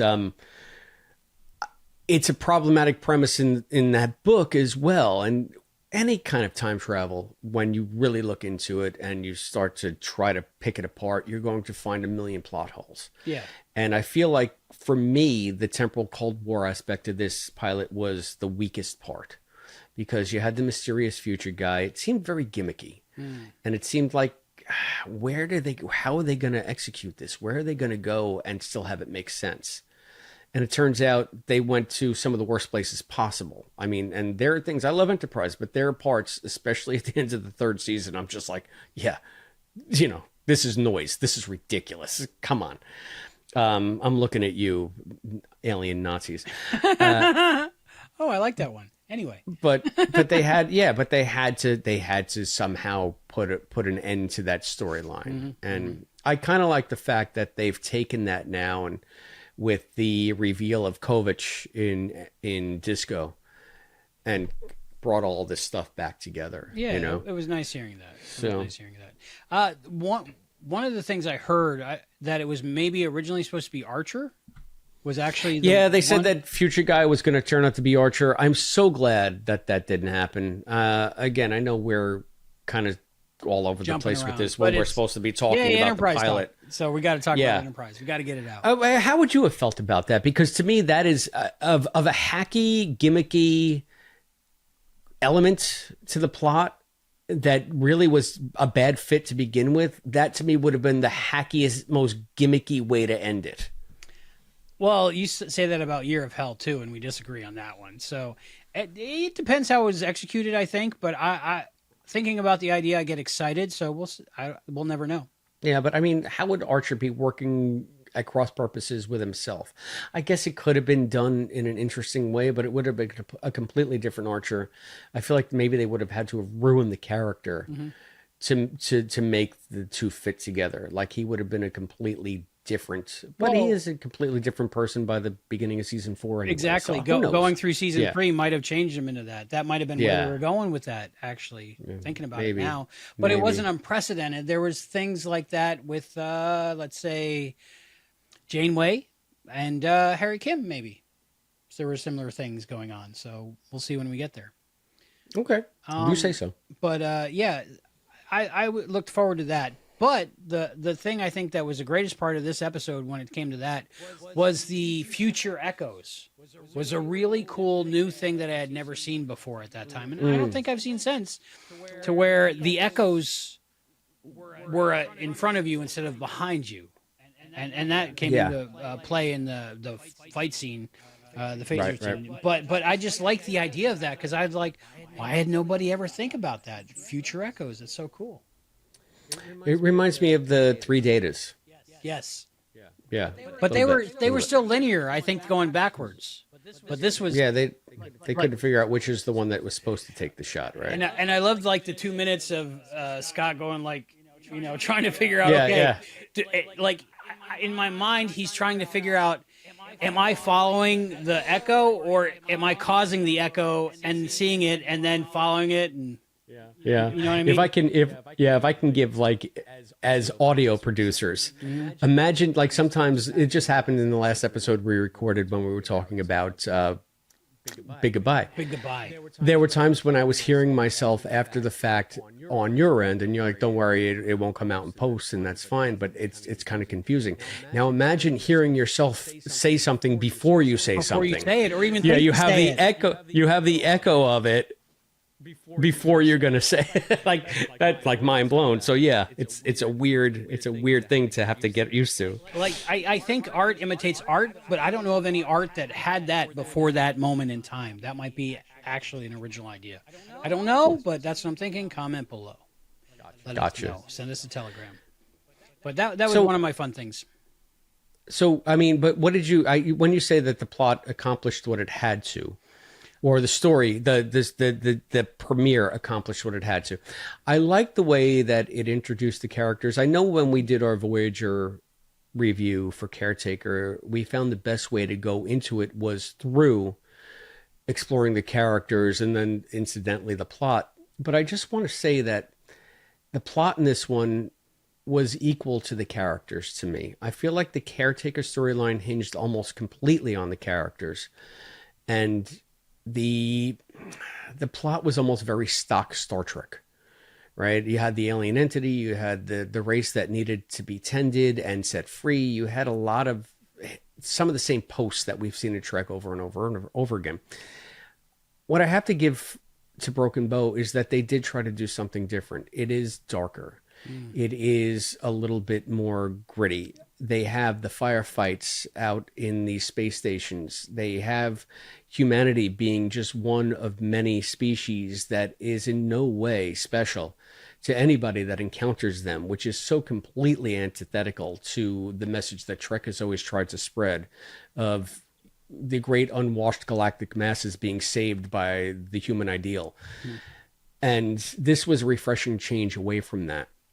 I like the fact that they introduced the Klingons right away. I remember when I was watching this, the Klingon with the forehead giving me pause, because isn't this TOS era and beyond or before, shouldn't they be all smoothie smooth instead of bumpy bump? And then, you know, but that doesn't bug me, because you got to figure it's all 90s Trek fans watching this. They're going to be like, that's a Klingon. It's going to be like everybody in Trials and Tribulations. Klingons, where, you know? So, well, luckily Enterprise fixed it. Yeah, Enterprise did. They retconned it a bit. I think that, I don't know if that was necessary, but I like that they tried. I think that having that and having like the action and giving it some kind of stakes in like a broader context of the universe helped cement what Enterprise was going to be about, which was finding our way, which was establishing who we are. So it gives us stakes with an alien species that we recognize and that we can get on board with. At the same time, introducing another alien species that's so weird, like the Suliban. So it's not like they're just making it up like whole cloth. They're giving you something to ground you in what you know about Star Trek. Yet, like, I guess, like retrofitting it to being, like, I think good service to what Enterprise is trying to be, which is, how do we get out there? How did we start exploring? What are these first faltering steps? And we have this very defined mission now with an alien race that we're already pre-invested in. So it's kind of it's I don't want to say genius. It's more pandering than anything else, but it works. It works because you know Klingons, you like Klingons, you want to see what Klingons are like in this time, and it turns out they're just like they are in TNG. But that's fine too, you know. So what did you think of that aspect of it? I remember popping for the Klingon. One reason was I was a fan of Tom Tiny Lister Jr. From his career in WWE. He originally was in, I don't know, you probably haven't seen this, knowing that you're so learned and stuff. I never watched wrestling, so you're right. Yeah, I haven't watched wrestling since George the Animal Steel and Hulk Hogan were going at it. So, Elizabeth! So there was a movie called No Holds Barred that was like if pro wrestling was real. So it was kind of like in the pro wrestling universe. So Tom Tiny Lister Jr., who played was it Clang? Clang. Yeah, he played Zeus in the movie, which was just like a big muscle guy that could beat the champion at the time. I won't mention his name. Then it was successful enough to where Tom Tiny Lister Jr.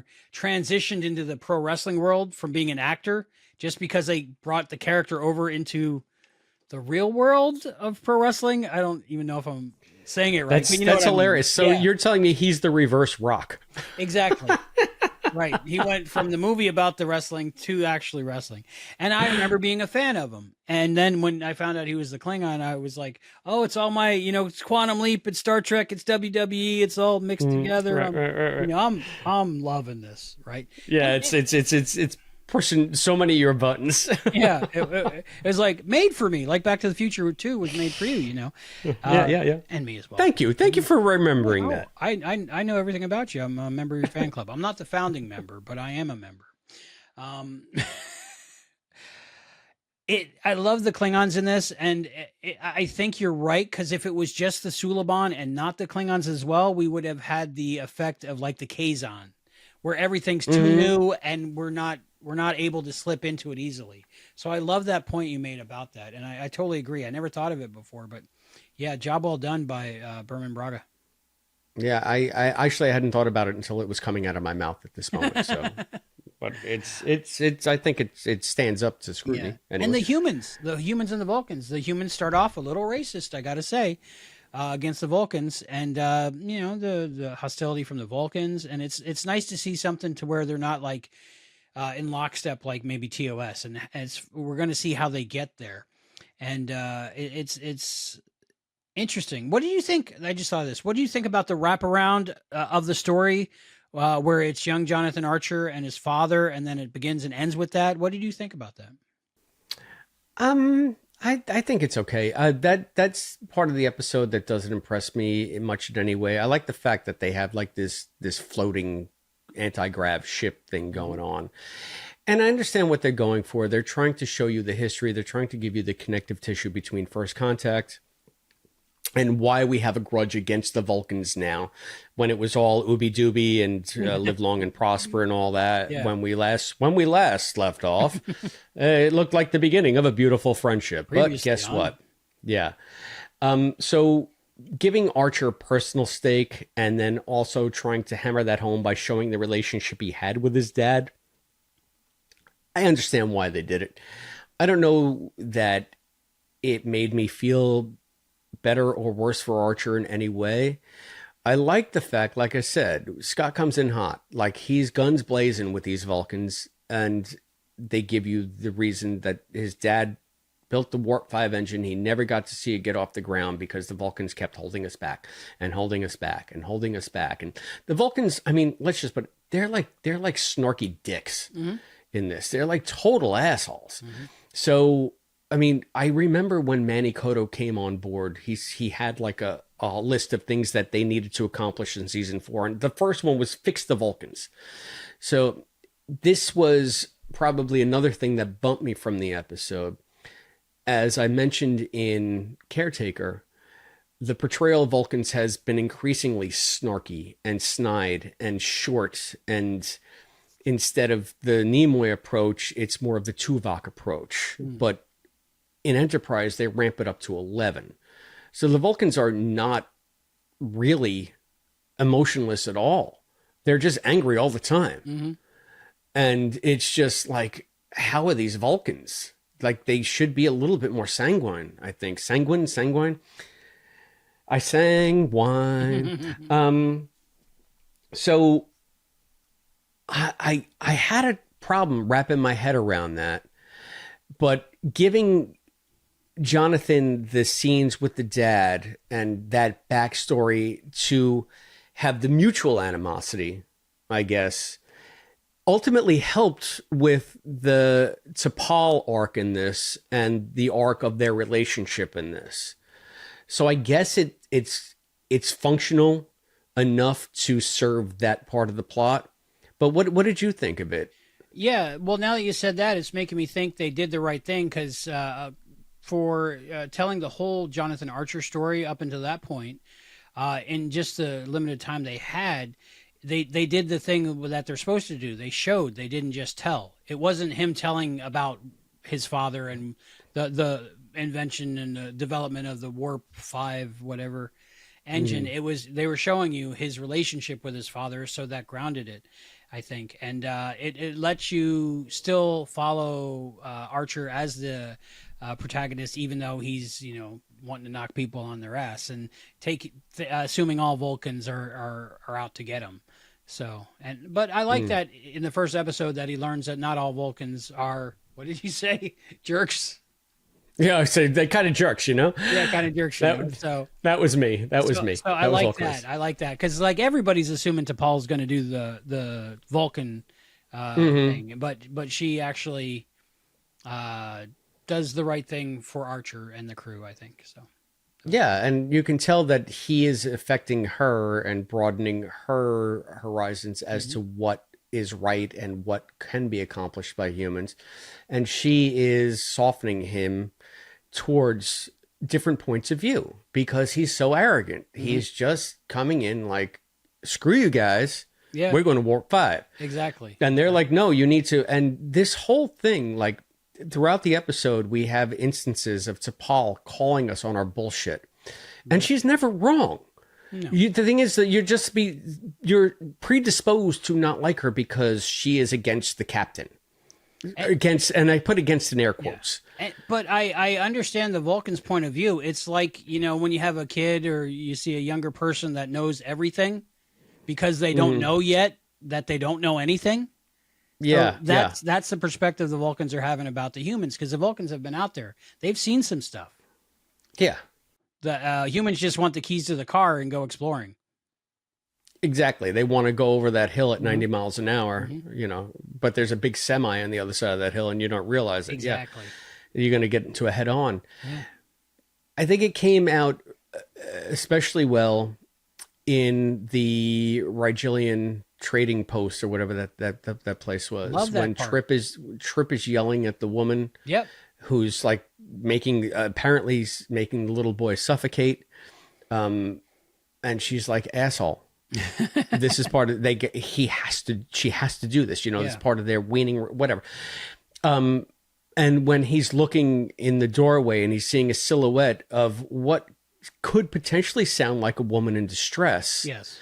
And she's like, this is none of our concern. This is not why we're here. You need to focus.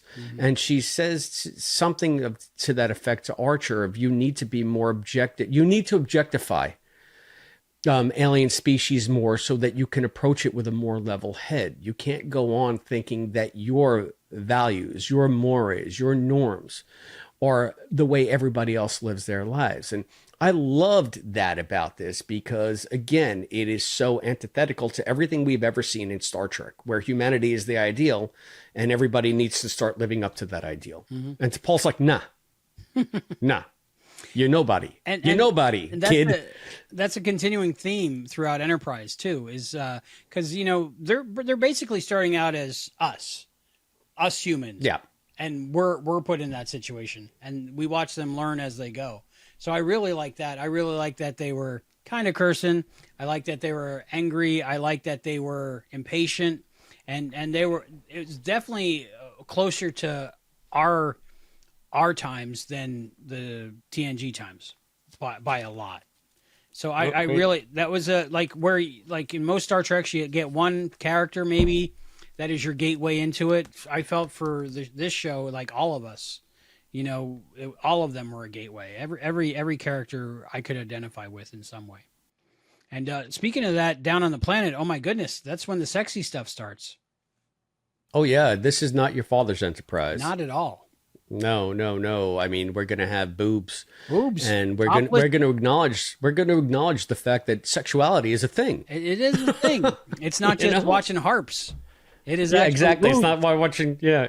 There's actual, chicks in skin tight spandex, and one blue, one purple. I think there's I saw wrinkles in the purple one. I think the blue one might have been body paint. I think the purple one was a suit. I'll have to go back and watch that for the. Yeah, you have to go back and watch it in slow mo. Yeah. And I saw your cast list here, and I noticed they had the same last name. Yeah, are they sisters? I don't know. I'm thinking they're sisters, so that adds a completely new search term to the. There you go. So it's Diane Klemenzweski and Elaine Klem. Yeah, I'm not saying it. Klemenzweski. It's looks like a Polish last name. Yeah, we previously had underboob in DS9, I believe, but we didn't have full boob. I think up until this point. So. But it's like saying full boob, like seeing Rogue in X-Men. It's not really. It's just the shape of a boob. Yeah, it's the shape. I like the shape. I don't know. I mean, I ain't complaining. I'm just clarifying. I'm a simple man. Be it blue, purple, whatever. I like the shape, the silhouette. And then we get this female Suliban, and she's all kinds of hot too. So let's talk about her. Saren, played by Melinda Clark. I don't know what I've ever seen her in, but heard the name before, I think, but maybe from watching Enterprise. This was the most TOS this got for me because I love the fact that she just comes up and they're macking all of a sudden, right? And Well, he's just like, that's never happened before. well, and I thought, besides Star Trek and Kirk, I thought, Quantum Leap, Scott's always kissing the girl, no matter what. Somebody's kissing him, even if he doesn't want it, somebody's kissing him. Because look at him.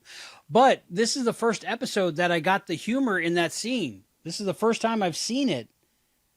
I've gotten the joke because I've seen it, I don't know, 30 times. Explain the joke for those that might not know what you're talking about. That's never happened before. Like, this is the first time I thought to myself, oh, he's saying when he kisses a girl, they don't normally turn into a lizard. Yeah, right. Yeah. Like the reverse Princess and the Frog thing. He's like, that never happened before.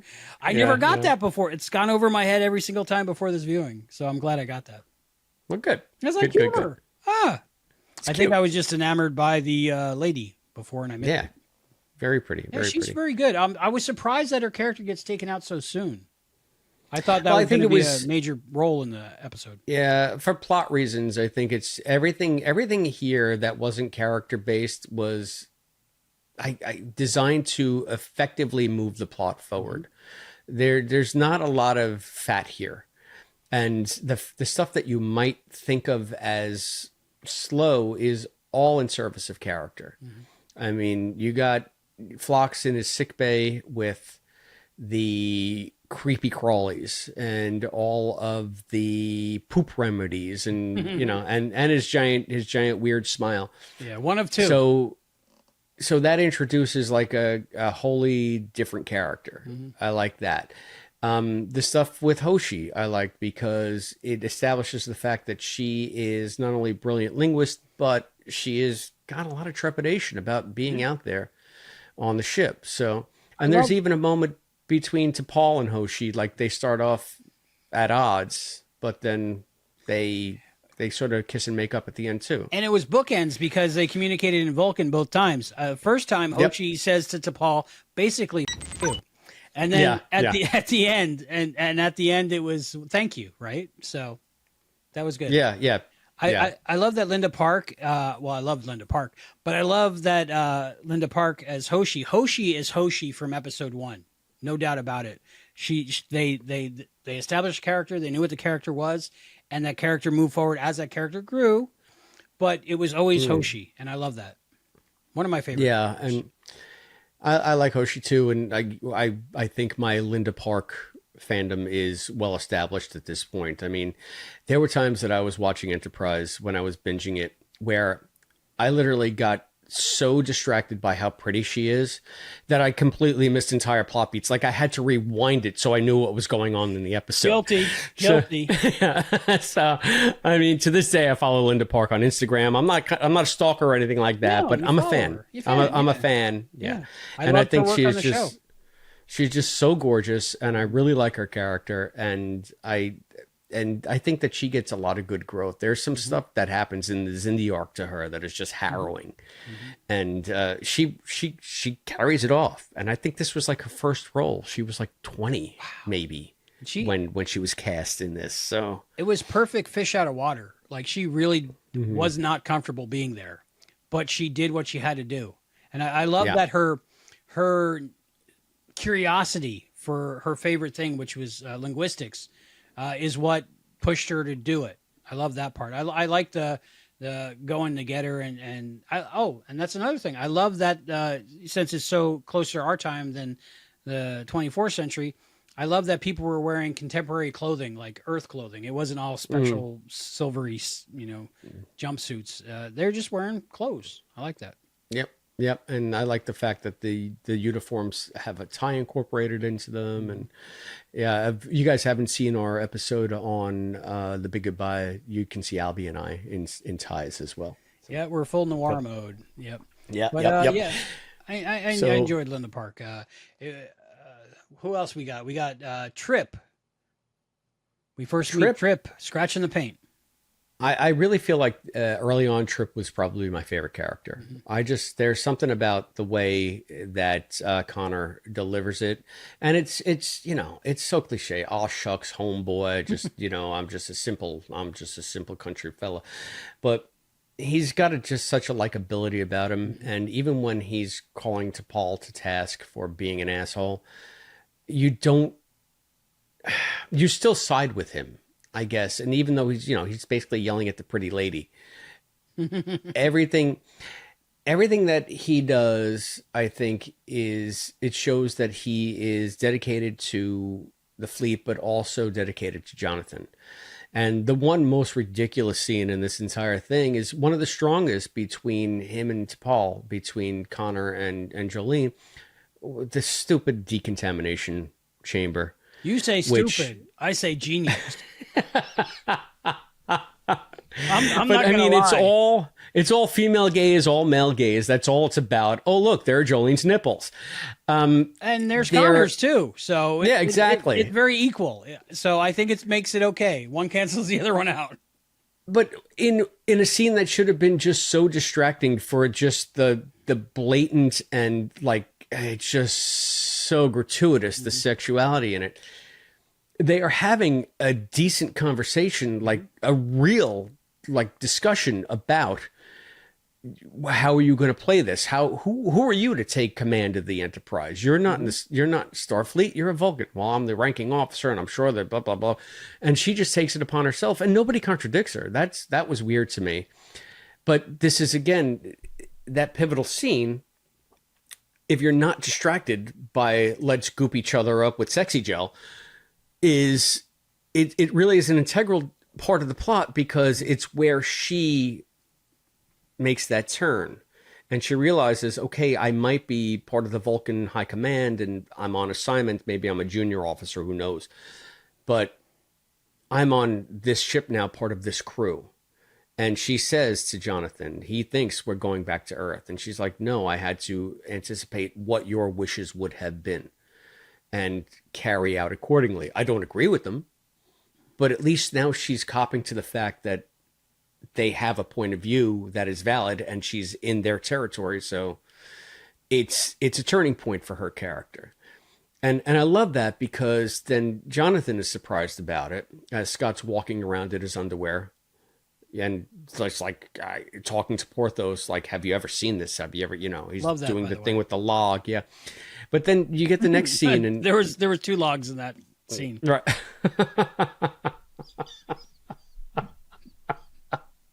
Just saying.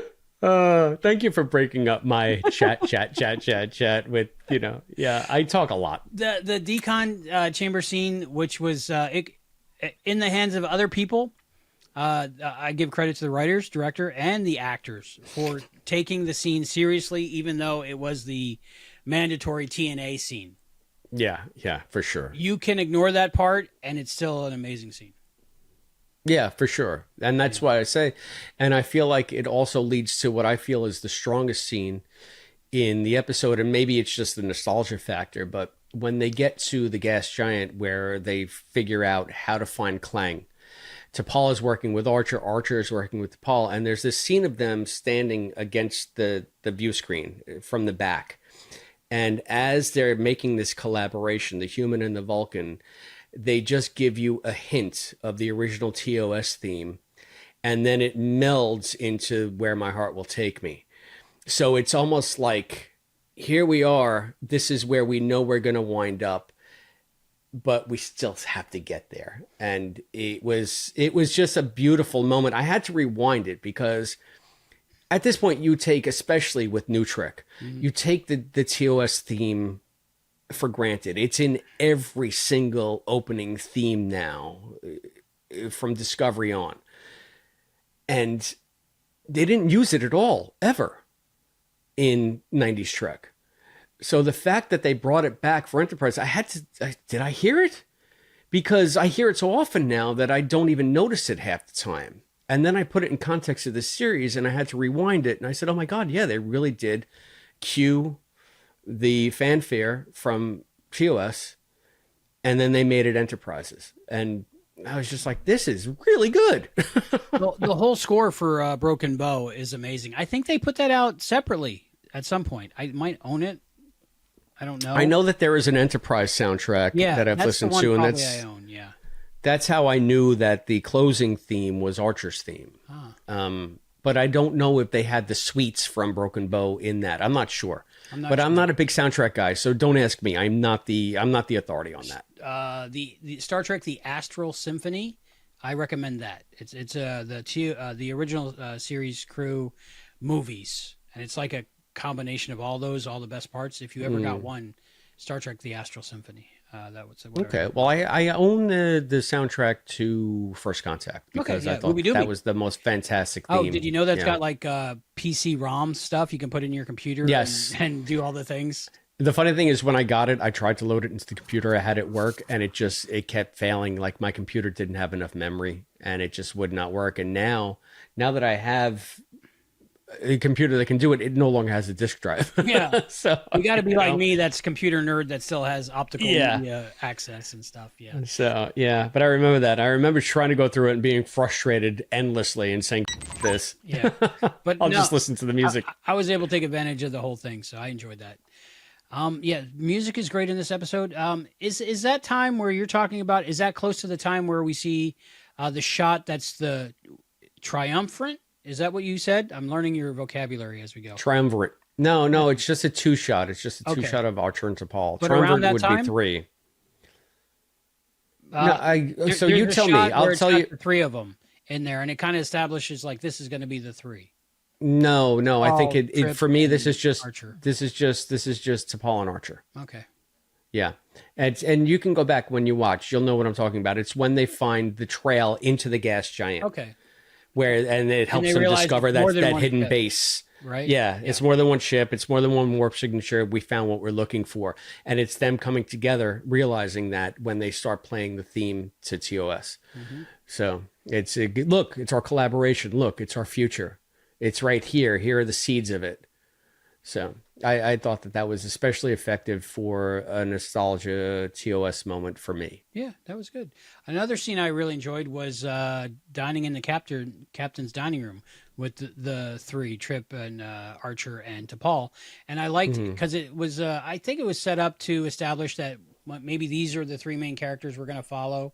And also their differences, so we could follow how they all change and kind of come together later on, with the steak versus like the salad and stuff like that. And I found that interesting.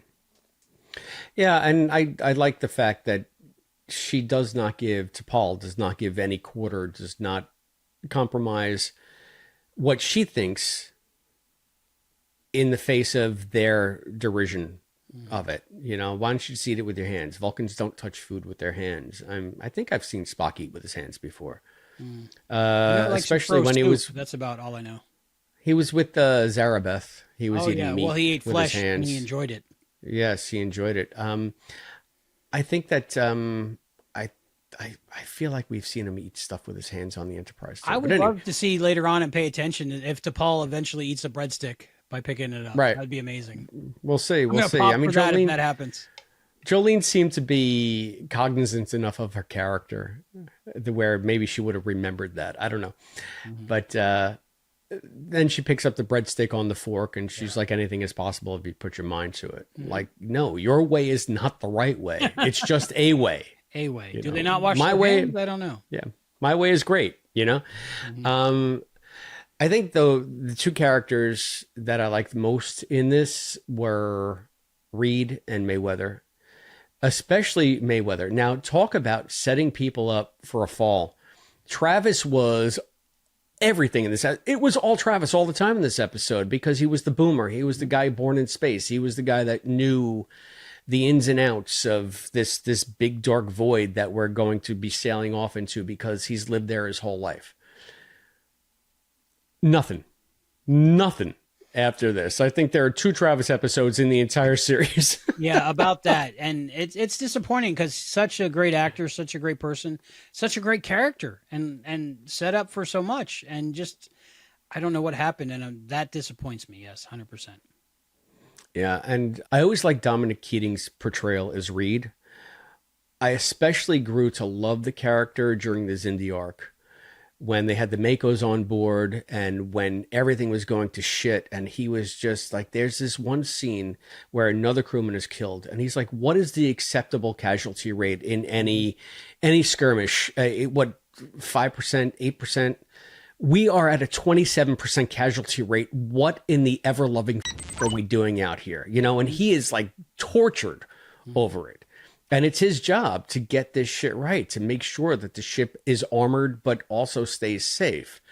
And I love his approach to it. I love that he is kind of aloof, but passionate, you know? And I always thought that the first real gay couple in Star Trek, if you're going to go timeline wise, was Reed and who was the Mako, the head Mako. He only had a last name. I forget the Mako. Yeah, but it was but they were always fighting. You know, there's a point where they're beating the crap out of each other. And I'm like, just kiss already. Yeah, I want to see the deleted scene where they did. So, but yeah, that was Hayes, I think was his name. Hayes. That was the rumor for the longest time, even while the show was on the air, that he was going to be the first gay character. And nothing they did in the show really contradicted that. Maybe a little bit in the Ryza episode. Was it Ryza they went to? Well, they tried to make him in this one like more of female gazy. You know, him and Travis are at the butterfly chicks, you know, staring, and he always comes across as a ladies' man. I think there's a lot to contradict it, quite frankly. Okay, that's something we can watch. Shades of gray. You know, I never black and white with those things. It's always, you know, there's so many different combinations of what could be what. But that's true. He could be a ladies' man and be a man's man. Exactly. Yeah. Captain Jack. Or something like that. Yep, exactly. But I remember having hope that Star Trek would do that, you know, just to give representation to people that needed it. And they just never pulled the trigger on that. But I was hopeful that eventually they would. But, you know, that was another disappointment. But, you know. Right. Well, hey, we can always retcon it in our minds. Yeah. I want to say that Dominic said something to the effect of that on Shuttlepod Show or something in one of the episodes. All right. Yeah. So it was a little bit before the time of being yourself. So I did like when he was making fun of Trip. Keep your shirt on, Commander, and that's exactly what Trip said. I mean, that was a nice character moment. I guess it's an easy thing to write, you know. But the way they pull it off, again, I feel like the crew knows each other at this point. They've been working on this engine. They've been itching to get out. And now the rubber's going to hit the road. So they're playing off each other as with camaraderie. I don't know. There was a more lived in feeling to their interactions than you get in most premieres. And I guess in like DS9, you wouldn't get that because nobody knows anybody.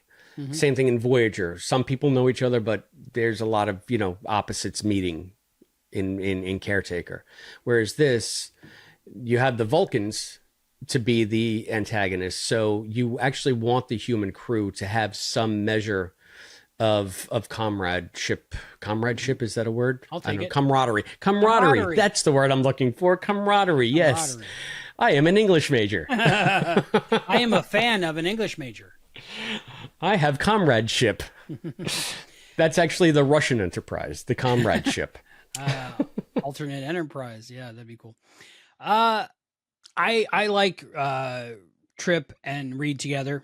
I think their friendship is really good. And, you know, of course, it reaches a crescendo in Shuttlepod 1. And that's one of the best episodes of Star Trek.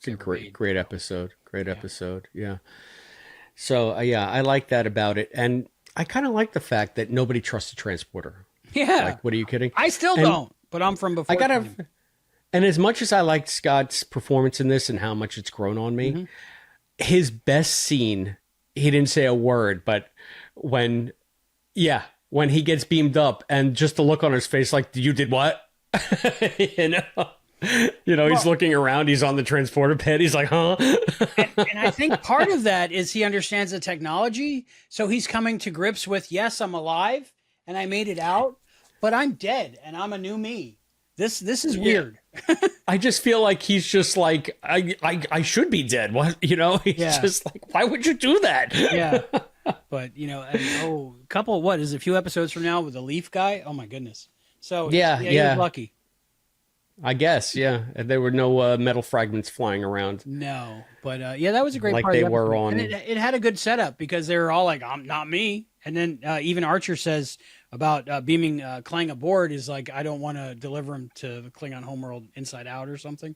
Yeah, inside out because Yeah. they don't trust the technology. Yeah, Yeah, so but they weren't I wrong. guess maybe that was one bit of clunky dialogue. It was almost a la Quantum Leap 2022, when they you know this has been cleared for biotransport. Oh, you mean foodstuffs? No, I mean helms officers and our chief armorer officers. Oh, I guess that's who you guys are, huh?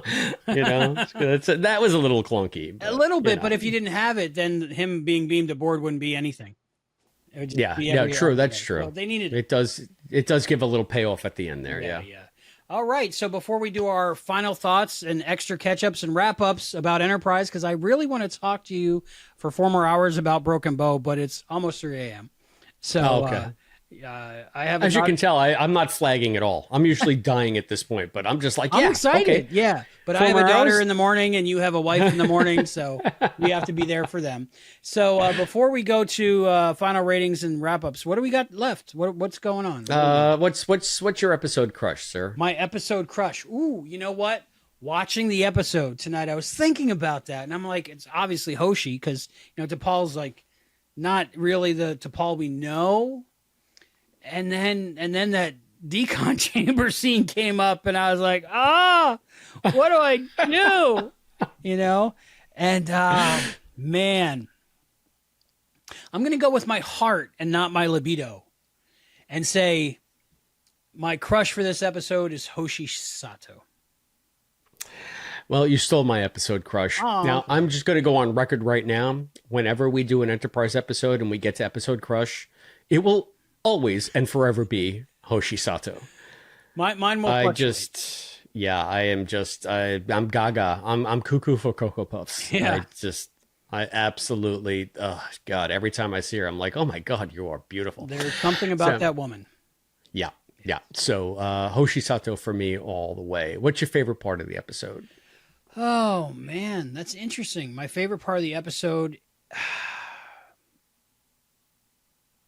for me, it's just when T'Pol is on board with the Enterprise NX-01 crew and not serving the Vulcan master, but serving her crew and her captain, and the beginning of the camaraderie that it will grow into a relationship with all the casts and moving forward. I love that part. So that your and favorite talking to part Porthos. is that's nice too. So what you're telling me is your favorite part is the end of the episode, but that's not like a snorky answer. It literally is the end of the episode, and that's your favorite part. So yeah. I have to say my favorite part of the episode was the firefight in the snow. Oh, I just love this the way that was shot. I love the way it was cut together. It's so cinematic, and it was just so incredibly ambitious for a Star Trek pilot. It brought things down to earth. You're on this space station. It's so much more like Farscape. Like it's this. I don't know. You know what I mean? So it's a refreshing change of. I don't want to say scenery, but tone, a refreshing change of tone for Star Trek. And it really helped hammer that home. That was a great scene. Part of that reminds me of another comedic bit where Mayweather is trying to find her with sensors, and she's like pounding on the window. He's like, I found her. I love that. That was so funny. Yeah. I found her. That was great. The production value, the whole thing, it was like a major motion picture. Oh, it's outstanding. So many sets, so many props, so many everything. Of course, they know they're going to amortize it, hopefully over 7 seasons at that time. But I mean, it was a lot. They were very ambitious with what they tried to do, and they achieved it, I think. I agree. Any 47s in this? I'm sure there was, but if it was during the decon chamber, I didn't notice. Yeah, exactly. I just remembered one thing that did bump me from the episode. Okay. Klingon homeworld is 80 hours away. It's basically under 3 days at warp 4.5. How have the Klingons not found and conquered Earth by this point? If it's so close. Good point. So that's one thing that always was like, wow, You know, it seems like Kronos is closer than Vulcan. Maybe the first Klingons turned right instead of left. I don't know. I guess. And I they don't just know. kept Yeah. I guess. Yeah. To me, that's just a weird. I need some kind of in-universe explanation for that, and I don't believe we ever get one. That never But bumped they me. are uncomfortably close. Yeah, I never even thought about that. Yeah. So Good. anyway, good observation. so we were on the 47. I guess we're up to trivia. Trivia. Who asked who? You ask me. I asked you during What's Shaking Yay. Dicks. What's shaking dicks? It's been a while. Okay. I'm gonna grab one right out. So the are we center. back? Are we back to Seen It, or are we doing This is the Seen new It. one? At least, Okay, cool. at least I can read these a little bit better in this low light. I need better lighting in this space station. It's Lighting it takes up energy, and you don't have a matter-antimatter Nope. reaction creating endless energy. I'm using solar power based on the local star next to this nebula, but the nebula blocks a lot of the light. I tell you, those dusty nebulas. They'll I get got you you every for time. 3 questions. Three. Okay, in the motion picture, The Voyage Home, where on Earth, circa 1986, do Admiral Kirk and his crew land their bird of prey? Did I ask you that before? If you did, but Golden Gate Park, which I just drove through, and I thought, ooh, where's the bird of prey? Yeah. If you think I'm spending $40 for a damn toaster oven, you're out of your mind. In the mirror universe of the original series episode Mirror Mirror, how does Federation officer receive a promotion? Yeah, we read this one before. Did we? I threw assassination. Yeah, I'm going to throw that one out. We read that one before. Okay. Okay, I'm going to throw them out from now on, or in a bin, but save them, of course, for collectability. Okay. In the motion picture, The Undiscovered Country, who is Captain Sulu's communications officer aboard the USS? Did I read that one already? Enterprise. No. Okay. No, I don't think so. Communication officer. Oh, okay, yeah. You said the Enterprise. You mean the Excelsior? In the motion picture, Undiscovered Country, who is Captain Sulu's communications officer aboard the USS Excelsior? You're correct. Right. Is it Rand? Yes, it is Rand. Janice Okay. Rand. Very good. Okay. I remember popping for that. Okay, question number 2. In what classic Star Trek episode did the Enterprise first use the slingshot effect to travel through time? I swear we did this one too. Either that or I'm having crazy deja vu. And No, I would have remembered the Rand one. So. okay. In Travel Through Time, in effect, also, who used the motion picture? What?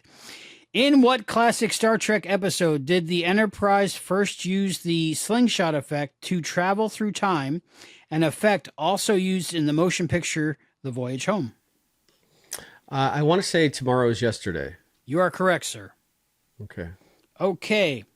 Now, question number 3. David Ogden Steers appears... That's Charles Emerson Winchester III from MASH. There you go. David Ogden Stiers. Timothy in the Next Generation episode Half a Life. On what long-running sitcom did he play Major Winchester? MASH. Ding, ding, ding, ding, ding. Very good. 2 for 3. I don't know if we had that one before. Or, No, we didn't. We didn't. I feel like time is a loop, and I've been through it a few times, so I have deja vu 24. Thank you, Matthew McConaughey. Yeah. It's a Tesseract. That's my daughter. She's old. Spoilers. There we go. There we go. There we go. All right. So, any cleanup? Trek and Tells. Any cleanup thoughts? Oh, Trek and Tells. Trek and Tells. Oh, I'm excited. Okay, so I know I talked about this a few episodes ago. Did you want to go first or me? It's up to you. What do you want to do? I got 2. So I got 2 too. Oh, awesome. You go first this time. All right. Well, I showed this once before. But not on Enterprise. Now is the time. Yeah, now's the time to show it again. This is my Hero Ship Collector Edition and NX-01 XL. I'm drooling. And I'm so glad I got this. I got this before the company closed down. So take a look at the detail on that. Wow. NX-01. They have the deflector dish. They got the bottom. It's really a beautiful diecast model. You can see, if you can see through the lights, like they have the bussards. have the beautiful red, and when you shine a light through the nacelles, there it is. You can actually see like a blue. I'm so bad at doing this backwards on camera.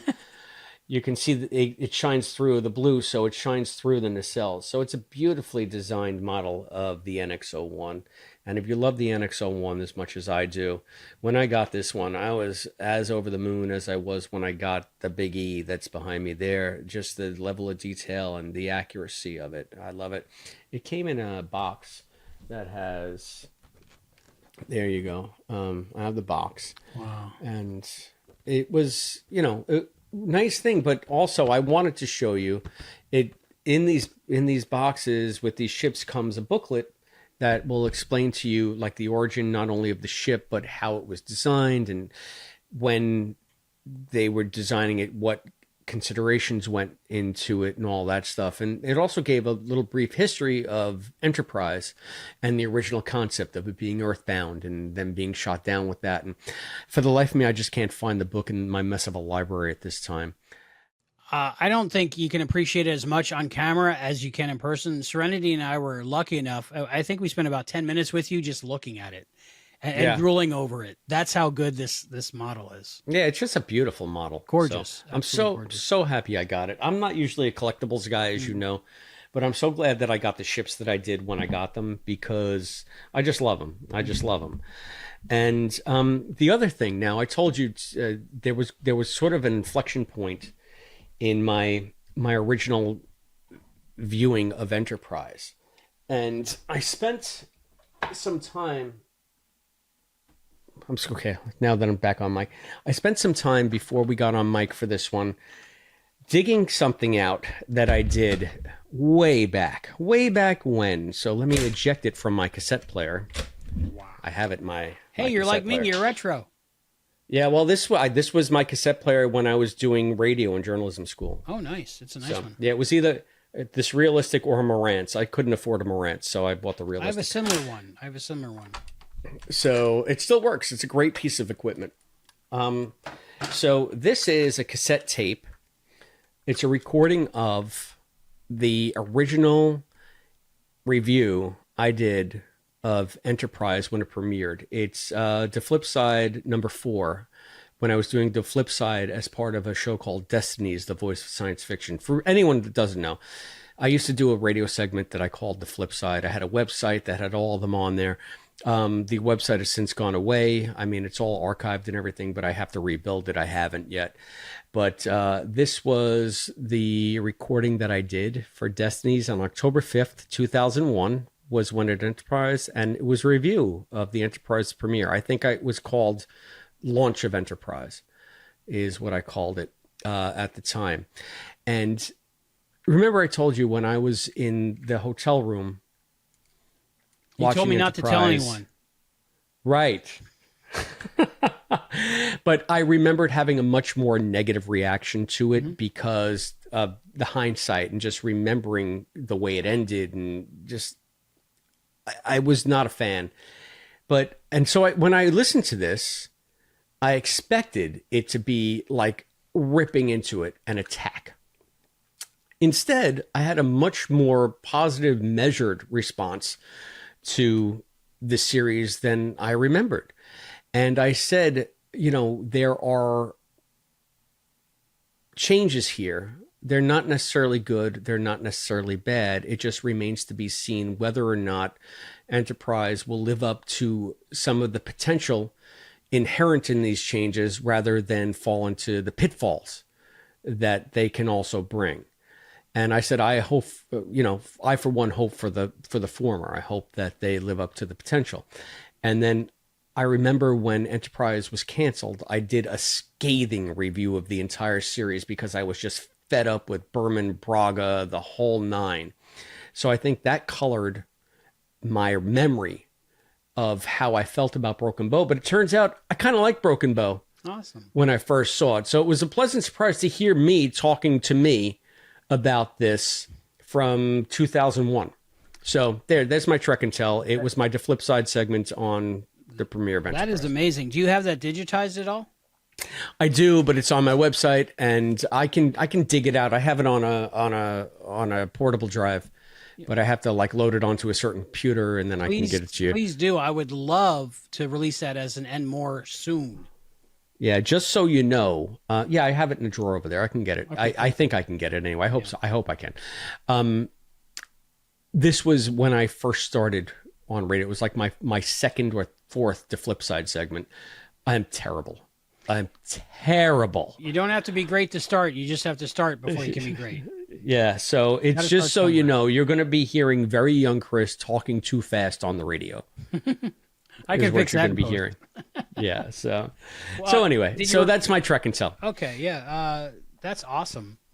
Did you broadcast that live, or did you pre-tape the segment and they played? No, we pre-taped it and we edited it together. And this was before I even had any kind of editing capability of my own. The flip side got a lot better because I was able to take total control of it. And instead of going into a radio station at 12:30 at night and doing it with somebody standing over my shoulder and being really nervous, and then having him edit it, I was able to just sit in my library like I am now and actually just record the segment onto my computer, edit it, mix it, and just do it the way I always envisioned it. I got better because the technology got better, quite frankly. Also, you get better, you learn stuff. But yeah, hopefully I'll get better one day. So were those first episodes on carts, or was it digital back then even at the studio? It was digital back then even. Okay. Yeah. I feel like reel-to-reel was still a thing. Like there was a reel-to-reel player, but I don't think we ever recorded one on a reel-to-reel and did a manual splice. I used to do that when I first started in radio at J School. Everything we did on reel-to-reel. You had to buy your own tape, and you learn how to splice it. And that was a lot of fun to me, actually. That physical thing of splicing tape and making it it's like, oh, this is really cool. And now I can't imagine doing it that way.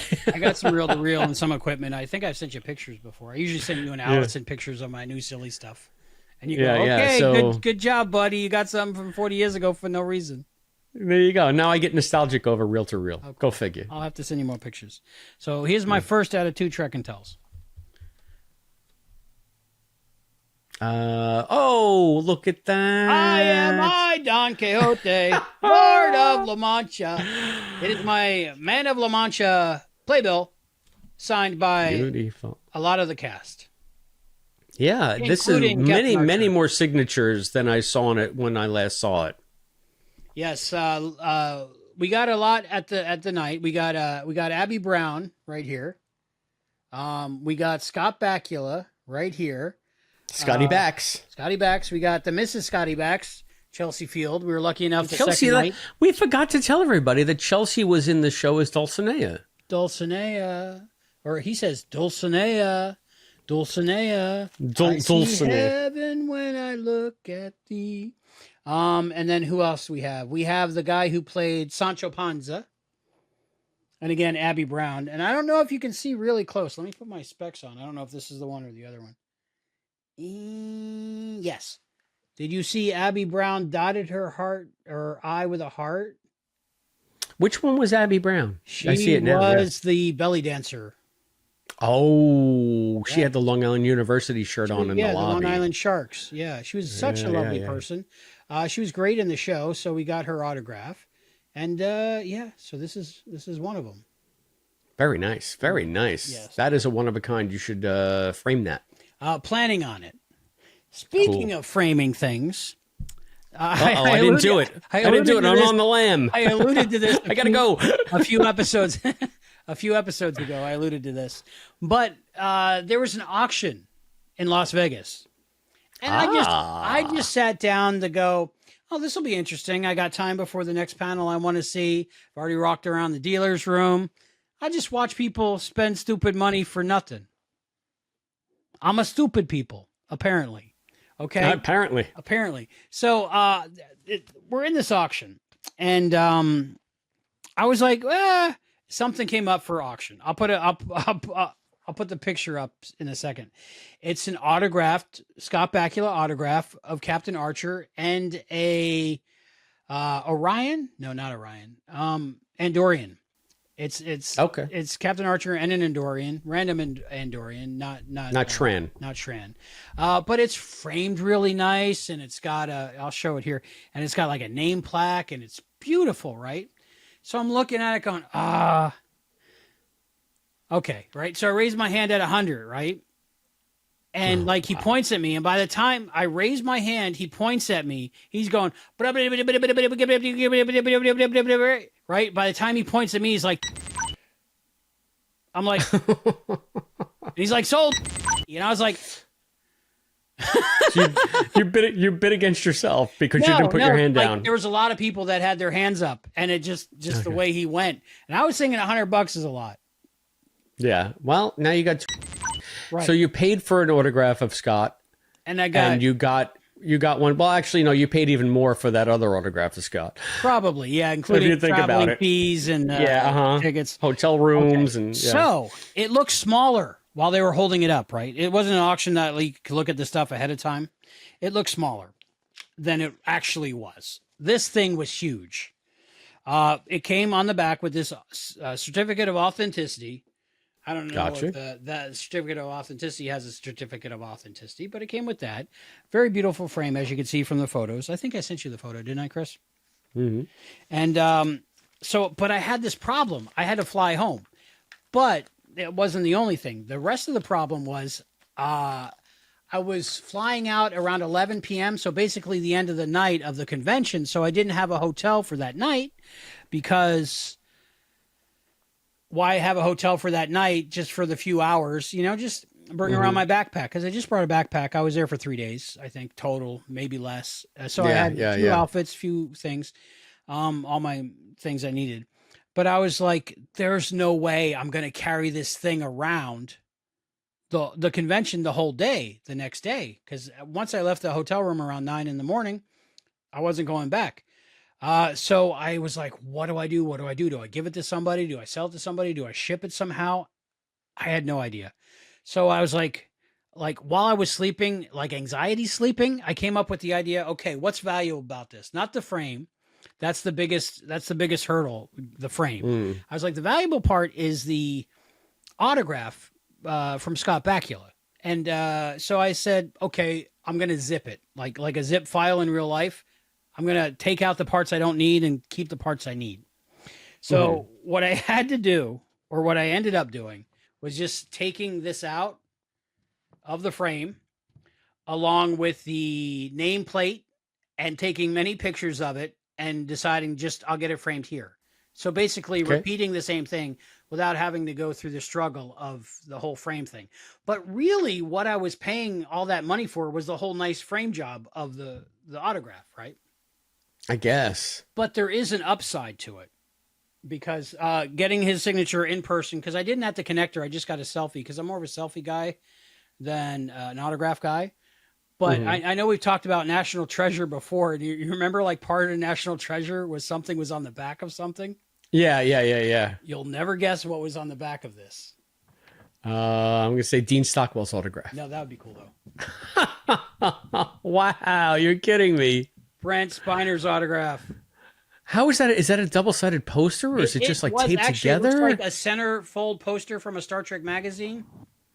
Actually, because when I got it after I bought it, I saw the crease. Well, that's amazing. So, had you kept that shitty frame, I would never have known that Brent Spiner was in here. Now you got to get some kind of rotating frame. Or a floating frame, so you can see both sides. Yeah, because they made it, and here's the thing: is they made it like calendar back to back. It's like, I guess maybe you had to if it was a magazine. But when you turn one around, it's got to go top over bottom. Yes. Not side to side. Yeah. So you need to get a frame that's on like a gimbal, and then you can just spin it. But how cool is that I got Brent Spiner? Now I know this is Brent Spiner because I've gotten a couple autographs from him in real life, and it's exactly the same. That's fantastic. Wow, that's a great find, man. So, it's kind of sad, kind of happy, extra stuff. So maybe I spent the right amount of money. I don't think so. I don't think I'm ever going to go in an auction room again. Yeah, no, I hear you. I've come to realize that there's no wrong amount of money if something brings you joy. It brings me joy. And I thought that would look nice on the wall, but then I didn't realize it was so huge. And Yeah. I should have shipped it. I don't know. I was just trying to get by and get home. Again, you never would have known about the secret Brent surprise. So, But how good national on you, treasure man. is that? That's pretty cool. Yeah, right. I think the original Constitution is on the other side of that now. Right. We'll see. Oh, that would have been cool. The Declaration of Independence. Right? So those are my 2 Trek and Tales for Enterprise. I have so much Enterprise stuff that I'm excited to share in future episodes. Oh, that's awesome. I have barely any Enterprise stuff. Oh, you got an Aaliyah. I have, and the thing is, I have more Enterprise stuff than most things. I got the hat, I got the ship. You are smart. You have a very beautiful home and it's very organized. I have to hop over piles of Star Trek memorabilia. You know how much money I would have if I didn't buy Star Trek stuff? Hey, dude, you know what kind of home I would have if I didn't have my wife saying no fucking way. Exactly. So. That's what I'm missing. I'm missing the person that would stop me, because I look around and all I have around me is go for it people. Like, yeah, of course. Why wouldn't you get that?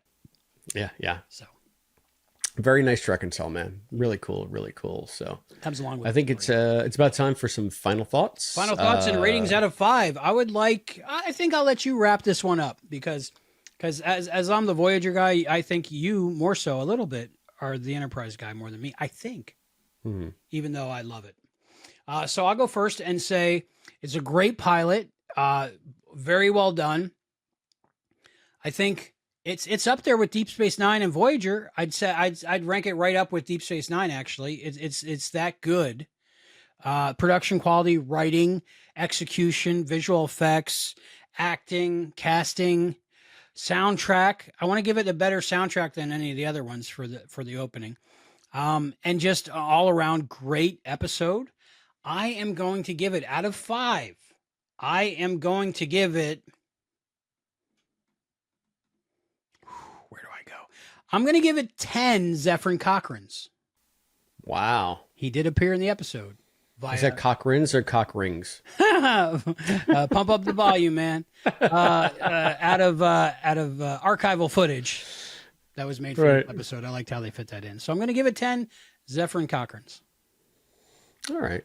Well, I mean, for final thoughts, as I've stated, it's been a long road getting from there to here. And I started out more positive on Enterprise than I anticipated. Listening back to that tape was a revelation.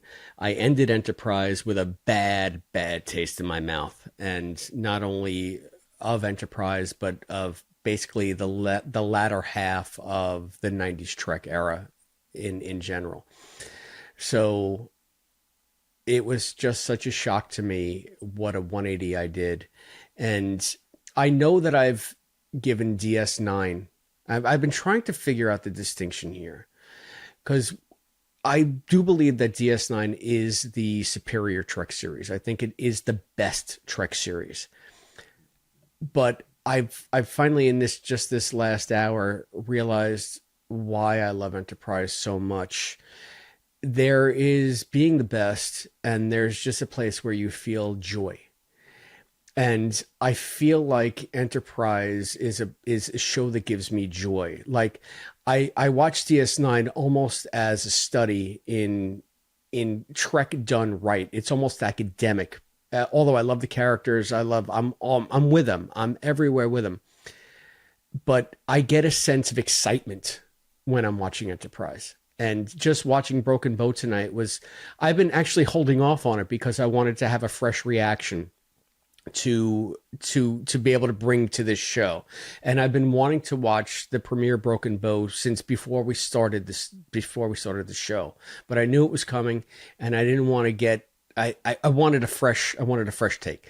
So if there's anything that I was able to take away from tonight's viewing of this before we got on camera, it's just how much it means to me to be able to watch this show. And it's the one that I thought ruined Star Trek for me forever.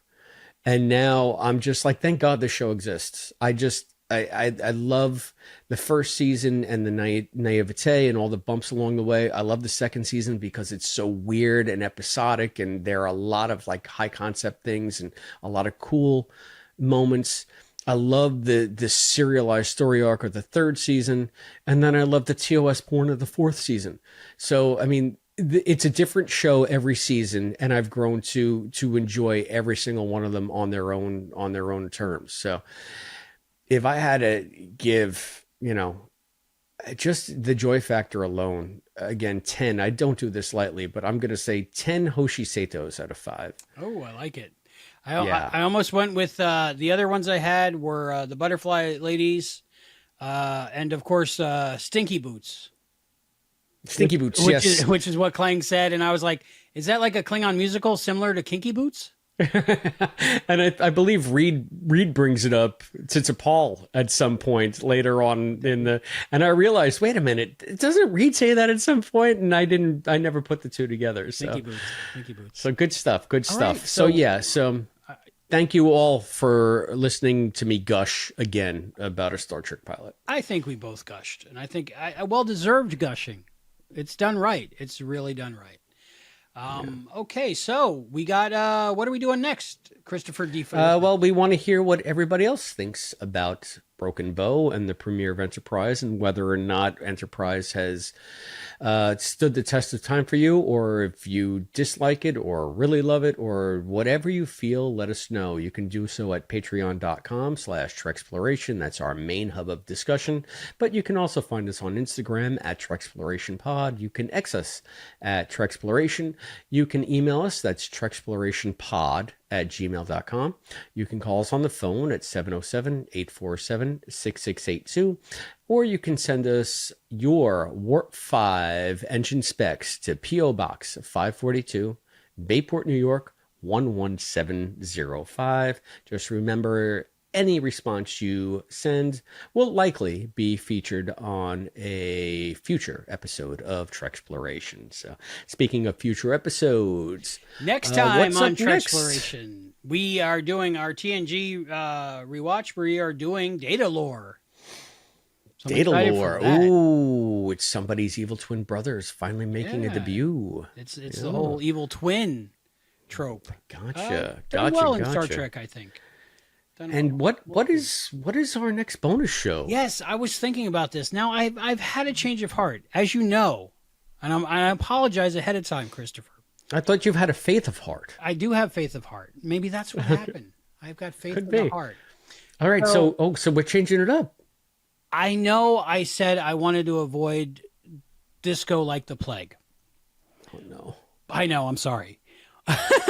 Why? I just told you how much joy I was experiencing. Why do you want to sap that? Because there's a couple reasons. And one was you weren't too hot on Enterprise to begin with, right? Now you love it. I was at Star Trek Las Vegas, and I was in a room with over 1,000 people easily. I don't know what that main hall holds, but a lot of people, right? And during the disco panel, there were so many people that professed their love for all things disco, right? And I was thinking, this show is, yes, you and me talking about Star Trek, but it's also about people listening and being part of the show. And for some people, disco is their Star Trek. So I was thinking, what if we went through them with the other series and not just skip over them and go right to Prodigy, Stranger Worlds, Lower Decks, other things. But what if we, throw a disco in there every once in a while? So we got to do the Vulcan hello is what you're telling me. That's what I'm thinking. And I'm thinking it's for the people and also for us, because now we know how the series ends. We've seen it in its totality. And maybe now we have different expectations on a rewatch. Look at that sad face. I've never seen you so sad. Different expectations on a rewatch of a show. If I don't laugh, I'll cry. What if it's possible that we go through this from a different perspective and try to embrace what we enjoy about it?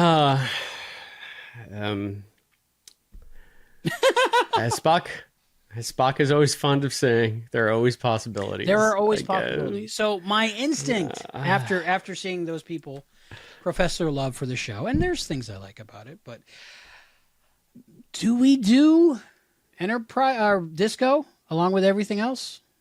I mean, I sent you a link, I think. All right, I'll tell you what. Chronological list. But just hear me out. Okay. If we do disco, yes, are we going to have to keep disco in the rotation as we keep going on the bonus shows? How about we stick a pin in that for now, and we do okay, and we do the Vulcan hello and see if it's possible that we have a change of heart, faith of the heart. Because then after that we go short treks, but that's really with disco, although it's separate. And Picard, but that goes along with Next Generation. So we'll do that at the end of Next Generation after the Next Generation movies, because linear. Lower Decks, I want to go through. Mm-hmm. Prodigy, I think after seeing season 2, I think that deserves for us to go through. Stranger Worlds, absolutely. I was going to say, yeah, you forgot about Stranger Worlds. Yeah, that comes next, and I would love to jump to Strange New Worlds right now, just because I'm a fanboy of that one. But I'm thinking we do the Vulcan hello next. What do you think? I think you're the showrunner, so I think we're doing the Vulcan hello next. Yeah. All right. So long way around. We're doing Data Lore and the Vulcan hello next. Hey, oof. Okay. We can do it. We're professionals. Okay. All right. So gird ourselves. We're so high and joyous, and then I brought us right down. I don't mean to do this. Awful Klingons and okay. Yeah, we're gonna do it. I don't think I'll change my opinion on Klingons. That's not going to happen, but we'll see. Yeah. Okay. All right. Listen. But speaking for the last 6 hours with you, Christopher, has been a joy, and I really appreciate you taking this journey with me. You really knocked me on my ass. Just right now with disco. No, just I mean that. I mean that in the most possible way. No, I'm sorry. It is getting late. I mean that in the best possible way. All right, knock you on your Vulcan ass. I understand. Yeah. I'm just saying, Albie, you bowl me over. Aw, same. So, for Treksploration, I'm Albie, and I'm Chris, and we'll see you next time with some pecan pie. We've got faith of the heart, knowing where a heart can take.